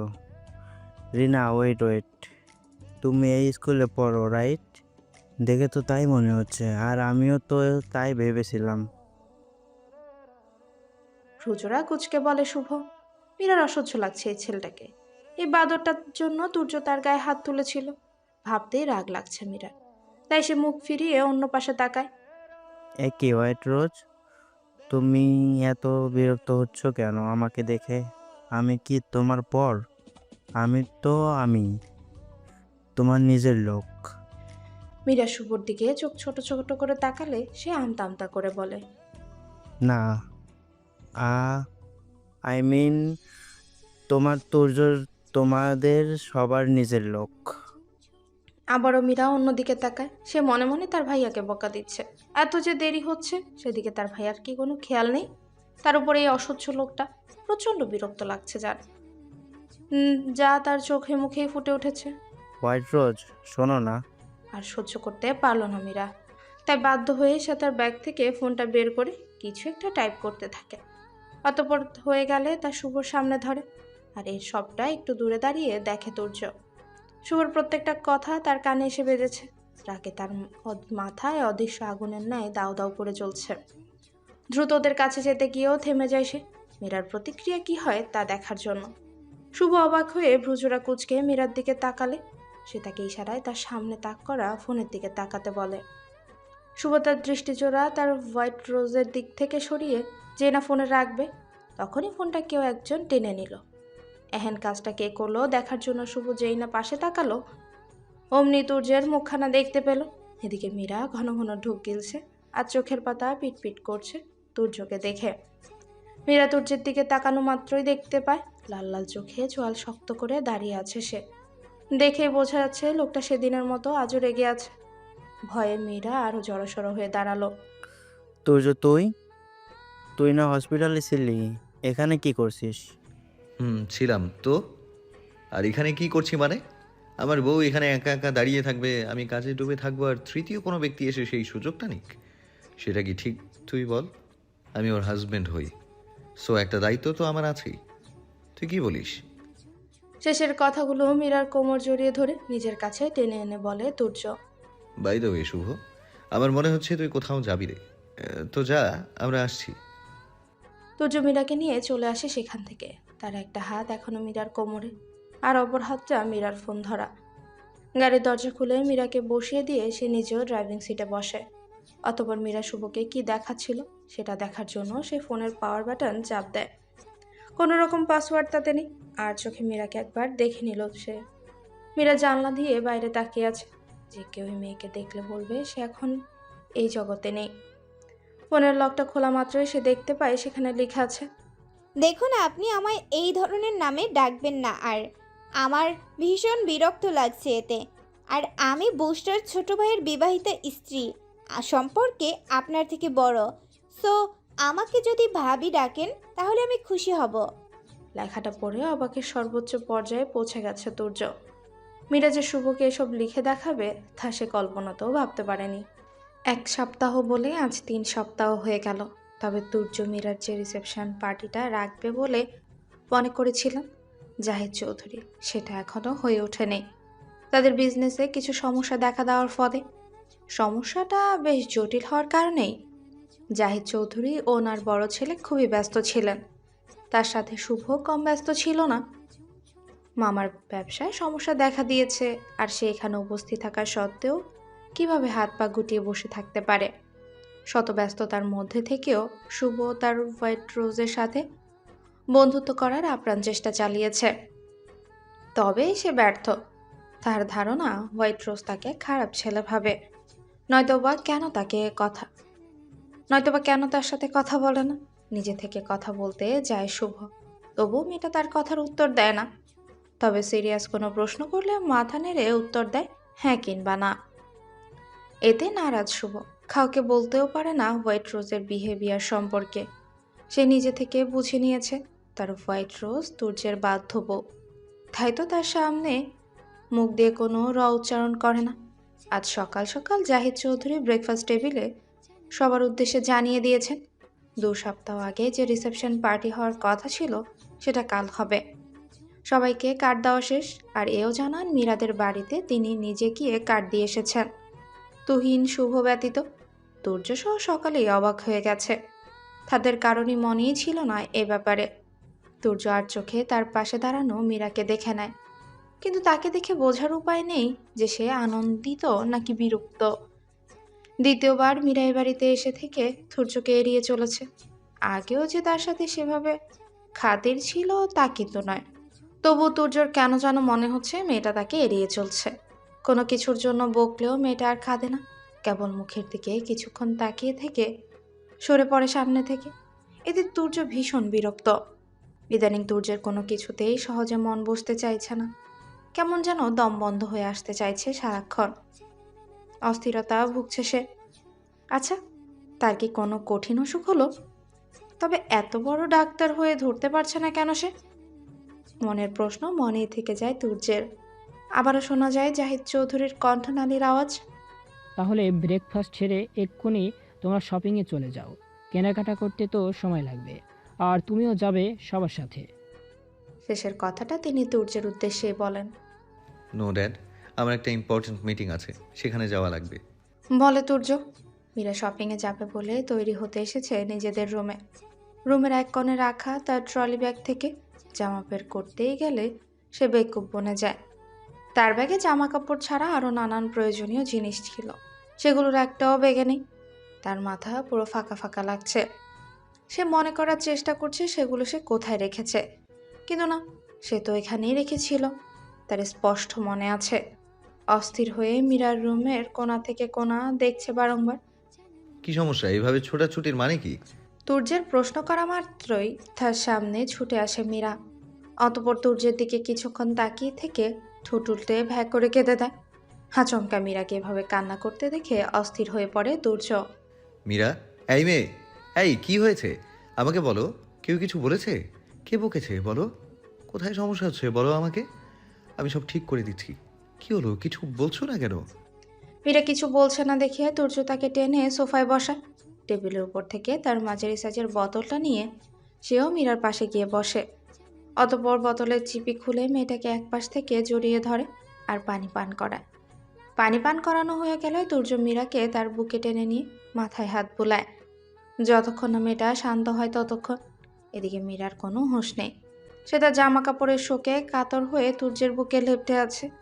বেশ অনেকটা সময় অতিবাহিত হওয়ার পর মীরার ফোপানোটা যখন কমে আসে, তখন তুর্য তাকে নিজের কাছ থেকে সরিয়ে তার দুটো হাত নিয়ে মেয়েটার দু গালের দুপাশে রাখে। অতঃপর নরম আদুরি কণ্ঠে প্রশ্ন করে। কি হয়েছে মীরা, এইভাবে কাঁদছো কেন? আমাকে বলবে না? তুর্যের এইভাবে আবেগ মিশ্রিত কণ্ঠের কথা শুনে মীরা আবারও ফুপিয়ে উঠল। না, একদম না, ভুলেও আর কাঁদবে না, নয়তো তোমার কানের নিচে শক্ত কিছু পড়বে। তুর্যের ধমক শুনে তার ফোপানো বন্ধ হয়ে যায়। অতঃপর তুর্যের দিকে তাকিয়ে ডান হাতের তর্জনী আঙ্গুল দিয়ে তার ট্রলি ব্যাগটা দেখায়।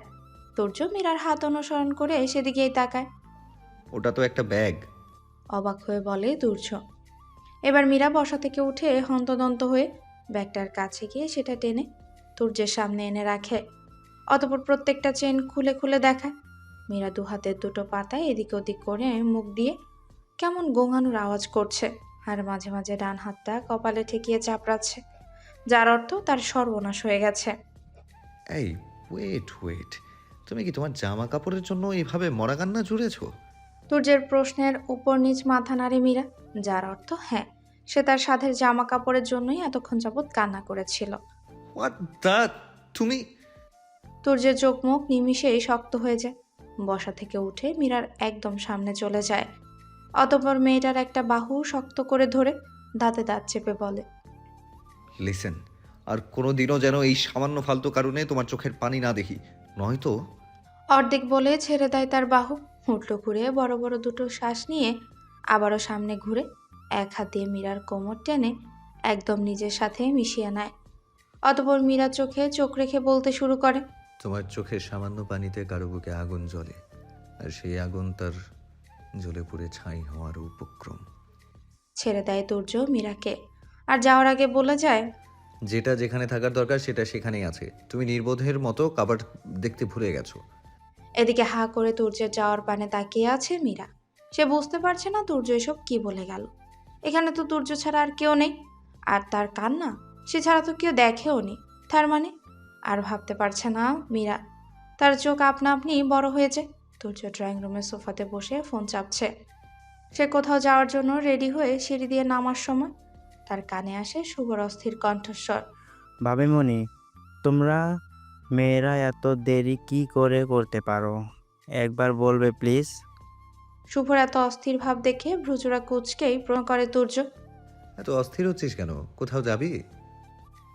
আমি একা না, তুই মামা বাদে সবাই যাচ্ছি আমরা। কোথায়? কোথায় আবার? শপিংয়ে। শুনলি না তখন?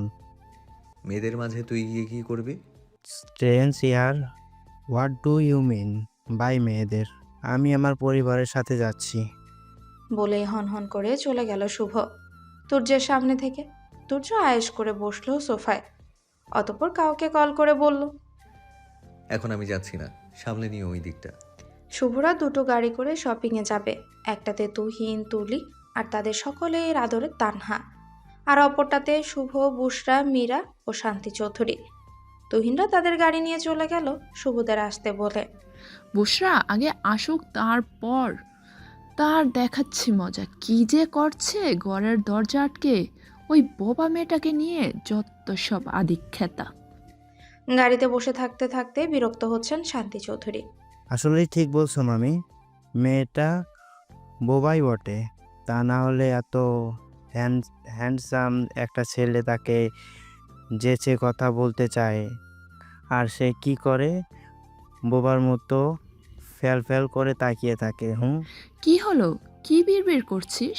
নাথিং মামি, ভাবছি কি ভাবছিস? ভাবছি যে তোমার মেয়েটার বিয়ে দিলে কি হবে। ও, তোকে ভাবতে হবে না, আমার মেয়ে কত লক্ষ্মী তুই কি জানিস? হেসে ফেলে শুভ মীরার কথায়। সে তো তার মামির বোরিং যাতে না লাগে তাই বলল কথাটা।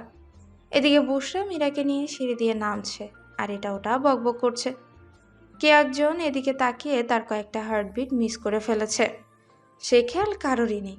ছোট ভাইয়া, তুমি এখনো যাওনি? বুশরা তুর্যকে প্রশ্ন করে, কিন্তু তুর্য তো তার সামনে দাঁড়ানো হলুদ পরীকে দেখতে ব্যস্ত। মীরা হলুদ রঙের একটা সুতির গাউন পরেছে, মাথায় হলুদ ওড়না টানা, ঠোঁটে হালকা গোলাপি লিপস্টিক দেয়া, আর দুই ভ্রুজোড়ার মাঝখানে ছোট্ট কালো টিপ। ব্যাস, তাতেই দুনিয়ার সকল সৌন্দর্য এসে ভিড় করেছে মেয়েটার মাঝে। তুর্য আনমনেই বলে ওঠে, মাশাআল্লাহ। তবে উপস্থিত দুজনের মধ্যে কারো কানেই তা পৌঁছায় না। কি হলো, এইভাবে হাঁ করে কতক্ষণ দাঁড়িয়ে থাকবে?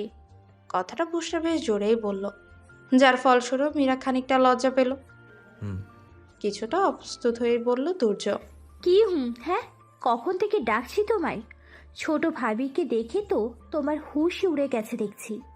ছোট ভাইয়া, এত যে সুন্দর দেখছো সব আমার জন্য, তাই আমার কাছে শুকরিয়া আদায় করো। ভাব নিয়ে বলে বুশরা। তাই না? বলেই তুর্য বুশরার কান টেনে ধরে। ছোট ভাইয়া ছাড়ো, ব্যথা পাচ্ছি। ড্যাড কিন্তু বাড়িতেই আছে, ডাক দেবো এক্ষুনি। খাদো খাদো মুখ করে বলে বুশরা, যা দেখে ছেড়ে দেয় তুর্য, আর মুখে বলে, যা ভাগ। বুশরা তার ছোট ভাইয়ার কাছ থেকে ছাড়া পাওয়া মাত্রই দিল এক ভোদক। মীরাও বুশরাকে অনুসরণ করে যেতে গেলে তুর্যের কথায় থেমে যায়। তুর্য আবারও আগের ন্যায় আয়েশি ভঙ্গিতে বসে পড়ে। তোমাকে যেতে বলিনি, এখানে এসে বসো। তুর্য তার পাশে ফাঁকা জায়গাটা দেখিয়ে গম্ভীর সুরে বলে। মীরার বুক কাঁপতে থাকে। এ লোকটা চাইছে কি, তাকে কি যেতে দেবে না ভাবছে মীরা। কাপা কাপা পায়ে এগিয়ে গিয়ে তুর্যের পাশে বসে সে, আর তাকে অবাক করে দিয়ে তুর্য তার দু হাত দিয়ে মীরার কোমরটা টেনে নিজের কোলে বসায়। অতঃপর ডান হাতের বৃদ্ধাঙ্গুলটা মীরার অধর যুগল রেখে স্লাইড করতে থাকে। এতে মীরার সর্বাঙ্গ মির্গি রুগীর ন্যায় থরথর করে কেঁপে ওঠে। যেখানে ন্যাচারাল লিপস দেখে কারো হুঁশ উড়ে যায়, সেখানে সব কৃত্রিম সৌন্দর্যের মানে কি? মোহনীয় কণ্ঠে বলে তুর্য। অতঃপর পকেট থেকে রুমাল বের করে মীরার অধর যুগলে চেপে ধরে মুছে দেয়। ঘন ঘন ঢোক গিলছে মীরা, নিঃশ্বাস নিতেও ভুলে গেছে সে। তার মুখ বিরল লাল, নীল গোলাপি রং ধারণ করছে মুহূর্তেই। আখি জোড়া সামান্য উপরে তুলে লোকটার বানা তাকালো। এক চোখ টিপ মারে তুর্য, যা আরও একরাশ লজ্জারা রাঙিয়ে দিয়ে গেল তাকে। কি হলো বুশরানি, ওই বোবা মেয়েটা কোথায়? ভাইয়ার কথা বলার ধরন দেখে পুরো থ হয়ে যায় বুশরা। হঠাৎই বুশরার চোখ মুখের পরিবর্তন দেখে অবাক হয়ে প্রশ্ন করে শুভ। কি হলো, তোকে এমন লাগছে কেন? আমার ভাইয়া যে কারোর অসহায়ত্বের খোঁচা মারে সেটা আমার আগে জানা ছিল না।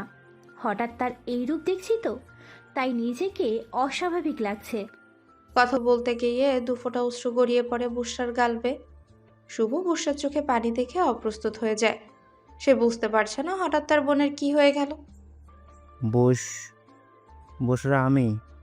শুভকে কথাটা সম্পন্ন করতে না দিয়ে শান্তি চৌধুরী বলেন। কি হচ্ছেটা কি বুশরা? ভাইয়ের সাথে তুমি কিভাবে কথা বলছো? আর শুভ মিথ্যা কি বলছে? বোবাকে বোবা বলেছে তাই বলে মহাভারত অশুদ্ধ হয়ে যায়নি? এক্স্যাক্টলি মম, আমি আমার মাকে খেয়েছি, আমাকে জন্ম দিতে না দিতেই। বুশরা! চেঁচিয়ে ওঠেন শান্তি চৌধুরী মেয়ের মুখে এহেন কথা শুনে। কেন মম? এই সত্যিটা বললে তো কোনো মহাভারত অশুদ্ধ হবে না। সেদিন খালামণি তো ঠিকই বলেছিলেন আমার জন্য। অবশ্য একটু কষ্ট পেয়েছিলাম, তাতে কি, এটাই তো সত্য। তবে তুমি কেন সত্যটা না মানতে পেরে নিজের বড় বোনকে বাড়ি থেকে বের করে দিয়েছিলে? আচ্ছা মম, একটা সত্যি কথা বলবে? আচ্ছা, ছোট ভাবির মতো যদি আমার মুখের কথা না থাকতো, ওই দুর্ঘটনাটা ছোট ভাবির না হয়ে যদি আমার হতো, তবে আমাকেও কি এভাবে বলতে তোমরা? ধপ করে ওখানেই বসে পড়ে বুশরা। তার আখি জোড়া থেকে অবিশ্রান্ত নোনা পানির ধারা বইছে। শুভ বুশরার কথা শুনে কিংকর্তব্য বিমূঢ়। তার মানে তার মামি তখন সেটা মজা করেনি, সত্যি সত্যি বলেছিল। আর সত্যিই তো, সে কখনো তার ওয়েট্রোসকে কারোর সাথে কথা বলতে দেখেনি, এমনকি তুর্যের সাথেও নয়। আচ্ছা, একটু আগের কথাটা যদি তার ওয়েট্রোস শুনতো, তবে কি খুব বেশি কষ্ট পেত সে? আর কিছু ভাবতে পারছে না শুভ। তার পুরো মাথা ফাঁকা ফাঁকা লাগছে। শান্তি চৌধুরী গাড়ি থেকে নেমে পড়েছেন। ওনার একমাত্র আদরের রাজকন্যার চোখের সামান্য অশ্রু তিনি সহ্য করতে পারবেন না। এই মেয়েকে তিনি পেটে ধরেননি তো কি হয়েছে? এই মেয়ের সাথে ওনার রক্তের সম্পর্ক নাই থাকুক, আত্মার সম্পর্ক তো ঠিকই আছে। শান্তি চৌধুরী ওনার মেয়েকে দুহাত দিয়ে জাপটে ধরেন, অতঃপর বুশরার সারা মুখে চুমু দিয়ে বলেন, এসব কি কথা আমার সোনা মায়ের? তুমি আমার একমাত্র কলিজার রাজকন্যা না? হুম। আর কোনো দিনও যদি তোমার মুখে এসব ফালতু কথা শুনি, সেদিন দেখবে আমি কি জিনিস। আর শুভ, আমার ছোট বৌমার জন্য কি শুনছি? আর কোনো দিন যেন তোমার মুখে এসব না শুনি। শান্তি চৌধুরী মেয়েকে নিচ থেকে টেনে তুলেন, অতঃপর মেয়েকে সাথে নিয়ে গাড়িতে বসলেন। তোমার ছোট্ট বাবি আসছে না যে? মীরা আসছে না দেখে প্রশ্ন করে শান্তি চৌধুরী। ছোট ভাবি ছোট ভাইয়ের সাথে আছে, হয়তো তারা দুজনে একসাথে যাবে। নাক টেনে উত্তর দেয় বুশরা। সকলে শপিং করা সম্পূর্ণ হলে যে যার মতো এসেছিল সেভাবে গাড়িতে চলে গেল, তুর্য আর মীরা ব্যতীত।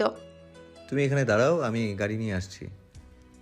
তুর্য বলার সঙ্গে সঙ্গে মীরা দুপাশে জোরে জোরে মাথা নাড়ে, যার অর্থ সে কিছুতেই একা একা এখানে দাঁড়াবে না। তাই বাধ্য হয়ে তুর্য মীরার হাতটা ধরে হাঁটা ধরলো পার্কিং লটে।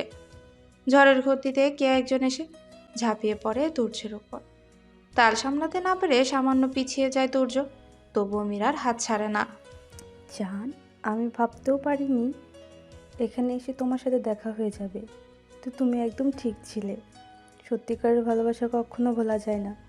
আমিও পারিনি, সেটা বুঝতে অবশ্যই একটু দেরি হয়েছে, কিন্তু আমি বুঝে গেছি তুমি ছাড়া আমি কিছুই না। আমি অনেক চেষ্টা করেছি তোমার সাথে যোগাযোগ করার, কিন্তু পারিনি। তাই দেখো না, সব কিছু ফেলে তোমার কাছে চলে এসেছি। আর কোথাও যাব না, তোমার কাছেই থাকবো সারা জীবন, এখানটাই মাথা রেখে। তুর্যের বুকে তর্জনী আঙ্গুল ঠেকিয়ে বলে মেয়েটা। তুর্য নড়তে ভুলে গেছে, একদম স্থির হয়ে দাঁড়িয়ে আছে সে। তার হাতের মুঠোর মধ্যে থাকা মীরার হাতটা আস্তে আস্তে ঢিল হয়ে আসে। একরাশ দুঃখরা এসে ভিড় করছে মীরার মনে। সে অনুভূতি শূন্য হয়ে দাঁড়িয়ে একবার নিজের হাতের দিকে তাকায়, যেটা এতক্ষণ তুর্যের হাতের মুঠোর মধ্যে ছিল। তো আরেকবার তার স্বামী নামক লোকটাকে জড়িয়ে ধরা মেয়েটার দিকে তাকায়। তার মুখ দেখা যাচ্ছে না। মেয়েটা তার মুখ ডুবিয়ে দিয়েছে তুর্যের বলিষ্ঠ চড়া বুকে। হঠাৎই মেয়েটার একটা কাজে মীরার সারা শরীর থরথর করে কাঁপতে শুরু করে দিয়েছে। তার চোখ ফেটে কান্নাগুলো উপচে আসতে চাইছে। মেয়েটা তার হাত দিয়ে তুর্যের দু হাত টেনে নিজের কোমর জড়িয়ে নেয়, অতঃপর মুখে এগিয়ে নিয়ে তুর্যের পুরুষালিপ্ত অধরে নিজের নরম অধর যুগল দিয়ে চুমু করতে যায়। কিন্তু চুমের কার্য সম্পূর্ণ করতে দেয় না তুর্য। তার আগে মেয়েটার কোমর থেকে এক ঝটকায় হাত ছাড়িয়ে জোরে ধাক্কা দেয়, যার ফলস্বরূপ মেয়েটা তুর্যর থেকে বেশ অনেকটা দূরে ছিটকে পড়ে। যেমনটা এতদিন আমার থেকে দূরে ছিলে তেমনটাই থাকবে, সেটাই তোমার জন্য মঙ্গল। হিসিয়ে কথাগুলো বলে পুনরায় মীরার হাত নিজের হাতের মুঠোয় নিয়ে হাঁটা দেয় তুর্য। এদিকে মেয়েটার চোখে মুখে দেখা দেয় একরাশ কৌতূহল। সে বুঝতে পারে না তুর্যের সাথে মেয়েটাকে কেমন চেনা চেনা লাগছে। তবে এটা যে বুশরা হবে না সেটা সে 100% শিওর, কারণ বুশরাকে সে চেনে। সামনাসামনি না দেখেও ধৈর্যর ফোনে তো দেখেছিল। আর যাই হোক, মেয়েটার ব্রেন অতটা কমও নয় যে সে গুলুমুলু সেই ছোট্ট বুশরাকে চিনতে ভুল করবে। মারিয়া, তোকে তুর্য চৌধুরী পাত্তা দিল না। তুর্য তার মারিয়াকে ধাক্কা দিল। How is possible? বিড়বিড় করে বলে মারিয়া নামের মেয়েটা। থমথমে চেহারা নিয়ে ড্রাইভিং সিটে বসে আছে তুর্য। রাগে তার মাথা ছিঁড়ে যাওয়ার উপক্রম। মীরা তার দিকে ফিরেও তাকাচ্ছে না। জানলা দিয়ে বাইরে তাকিয়ে চোখের পানি ঝরাচ্ছে মেয়েটা, যা তুর্যের একেবারে অসহ্য লাগছে। তুর্য সিট বেল্ট খুলে মীরার একদম কাছে চলে যায়।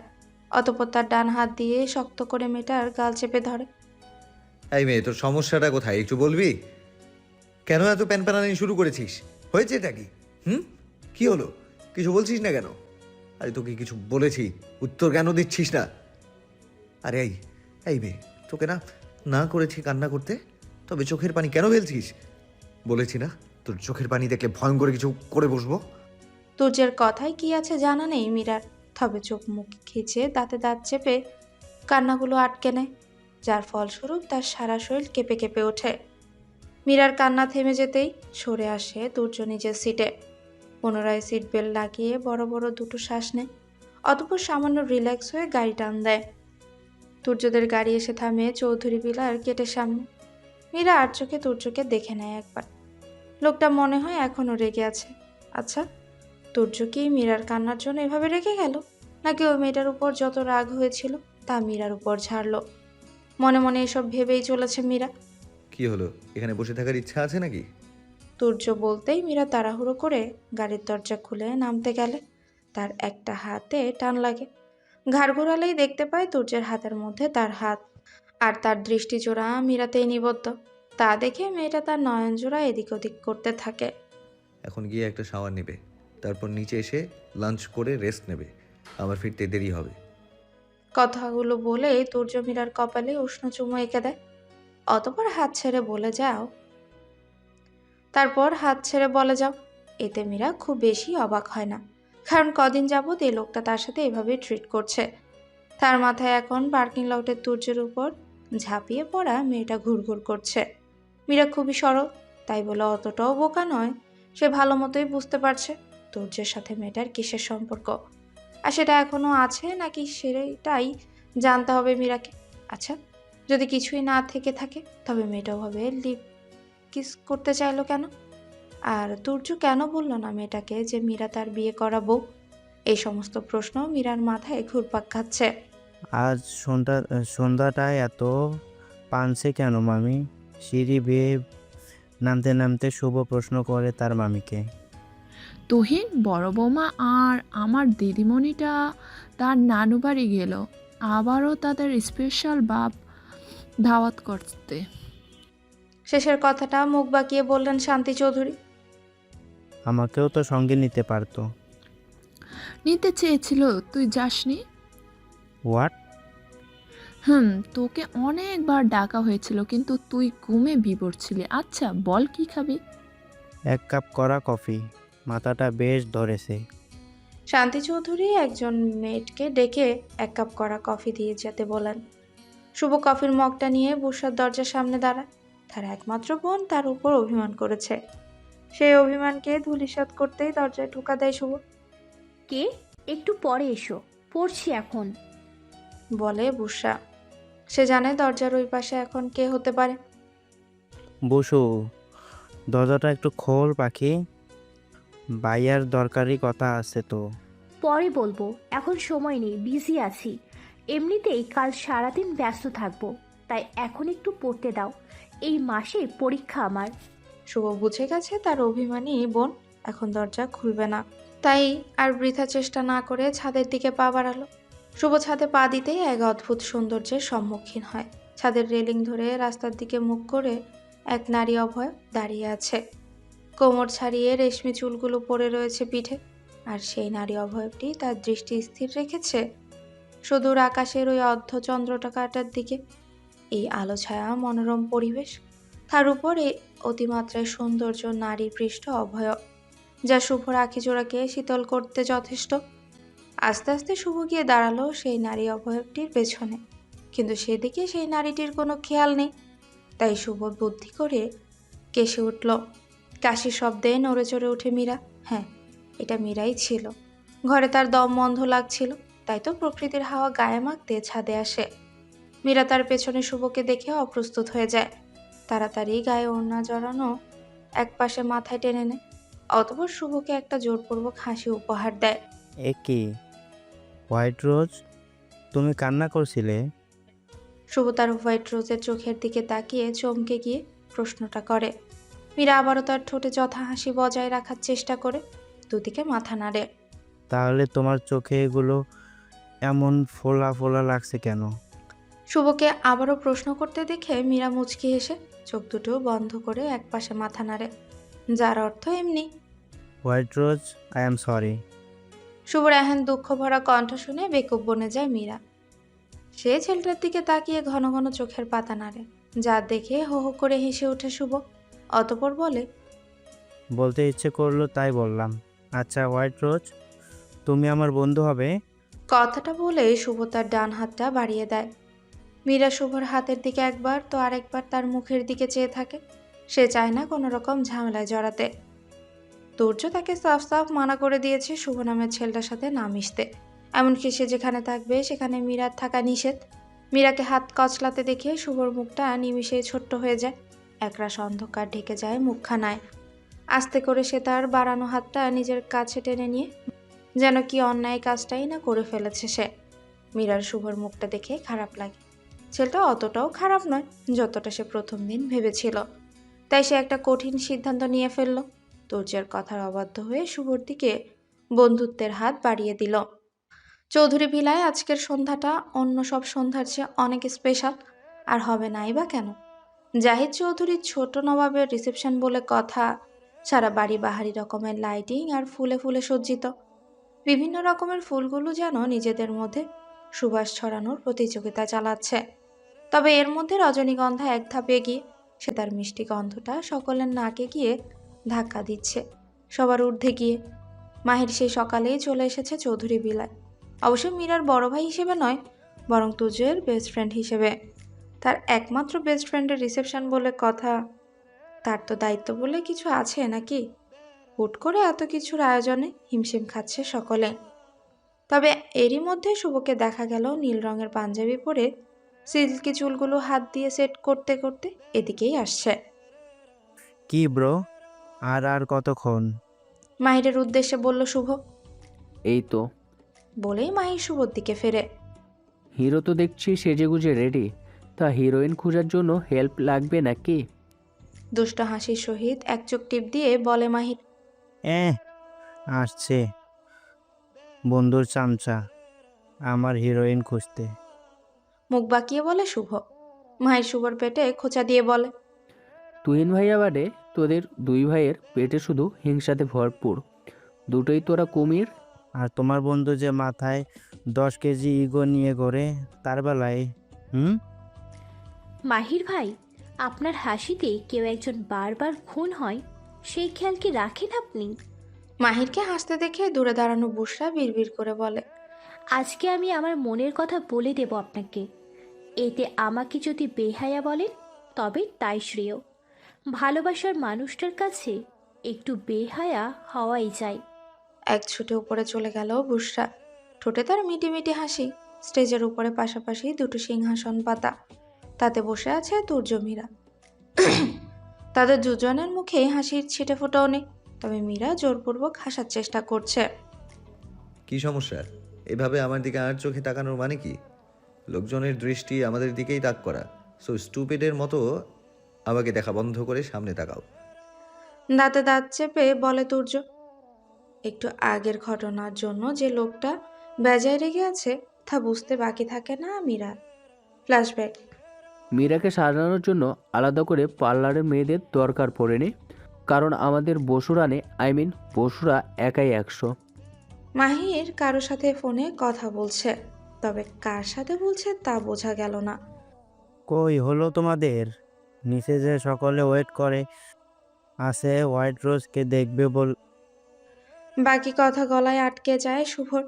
আর তার দৃষ্টি স্থির হয়ে গেছে তার হোয়াইট রোজের উপর। এভাবে যে কত সেকেন্ড কেটে গেল তা টেরই পেল না শুভ। ভাইয়া, তোমরা দরজা আগলে দাঁড়ালে ভিতরে যাব কিভাবে? কোমরে দুহাত দিয়ে মিছে রাগের সুরেই বলে বুসরা। আরে বসুরানি যে, তোমাকেই তো মিস করছিলাম এতক্ষণ। মাহির কথাটা বলতেই সে আরো আপ্লুত হয়ে যায়, সঙ্গে সামান্য লজ্জাও পায়। তবে সবাই আছে বিধায় নিজেকে স্বাভাবিক করে বলে, মাহির ভাই, আপনার সাথে আমার কিছু কথা আছে। বলো, শুনছি। এখন নয়, পরে। বুসার এহেন কথায় মাহির কিছু না মনে করলেও শুভর ব্রজরায় ভাঁজ পড়ে। জাহিদ চৌধুরীর কনিষ্ঠ পুত্রবধূকে দেখার জন্য সকলে উতলা হয়ে আছেন। তাদের সকলের অপেক্ষার অবসান ঘটিয়ে সিঁড়ি দিয়ে গুটি গুটি পায় নিচে নামছে মীরা। তার এক পাশে বুসরা, অন্য পাশে তুলি। তাদের পেছনে 3 ধাপ উঁচুতে মাহির, আর তার কোলে তানহা। তানহা তার গলাটা শক্ত করে জড়িয়ে ধরে কি যেন বলছে, আর একের পর এক চুমুইকে দিচ্ছে মাহিরের গালে। এতে মাহিরও মিটিমিটি হাসছে তানহার অগচরে, যাতে বাচ্চাটা বুঝে না যায় সে হাসছে।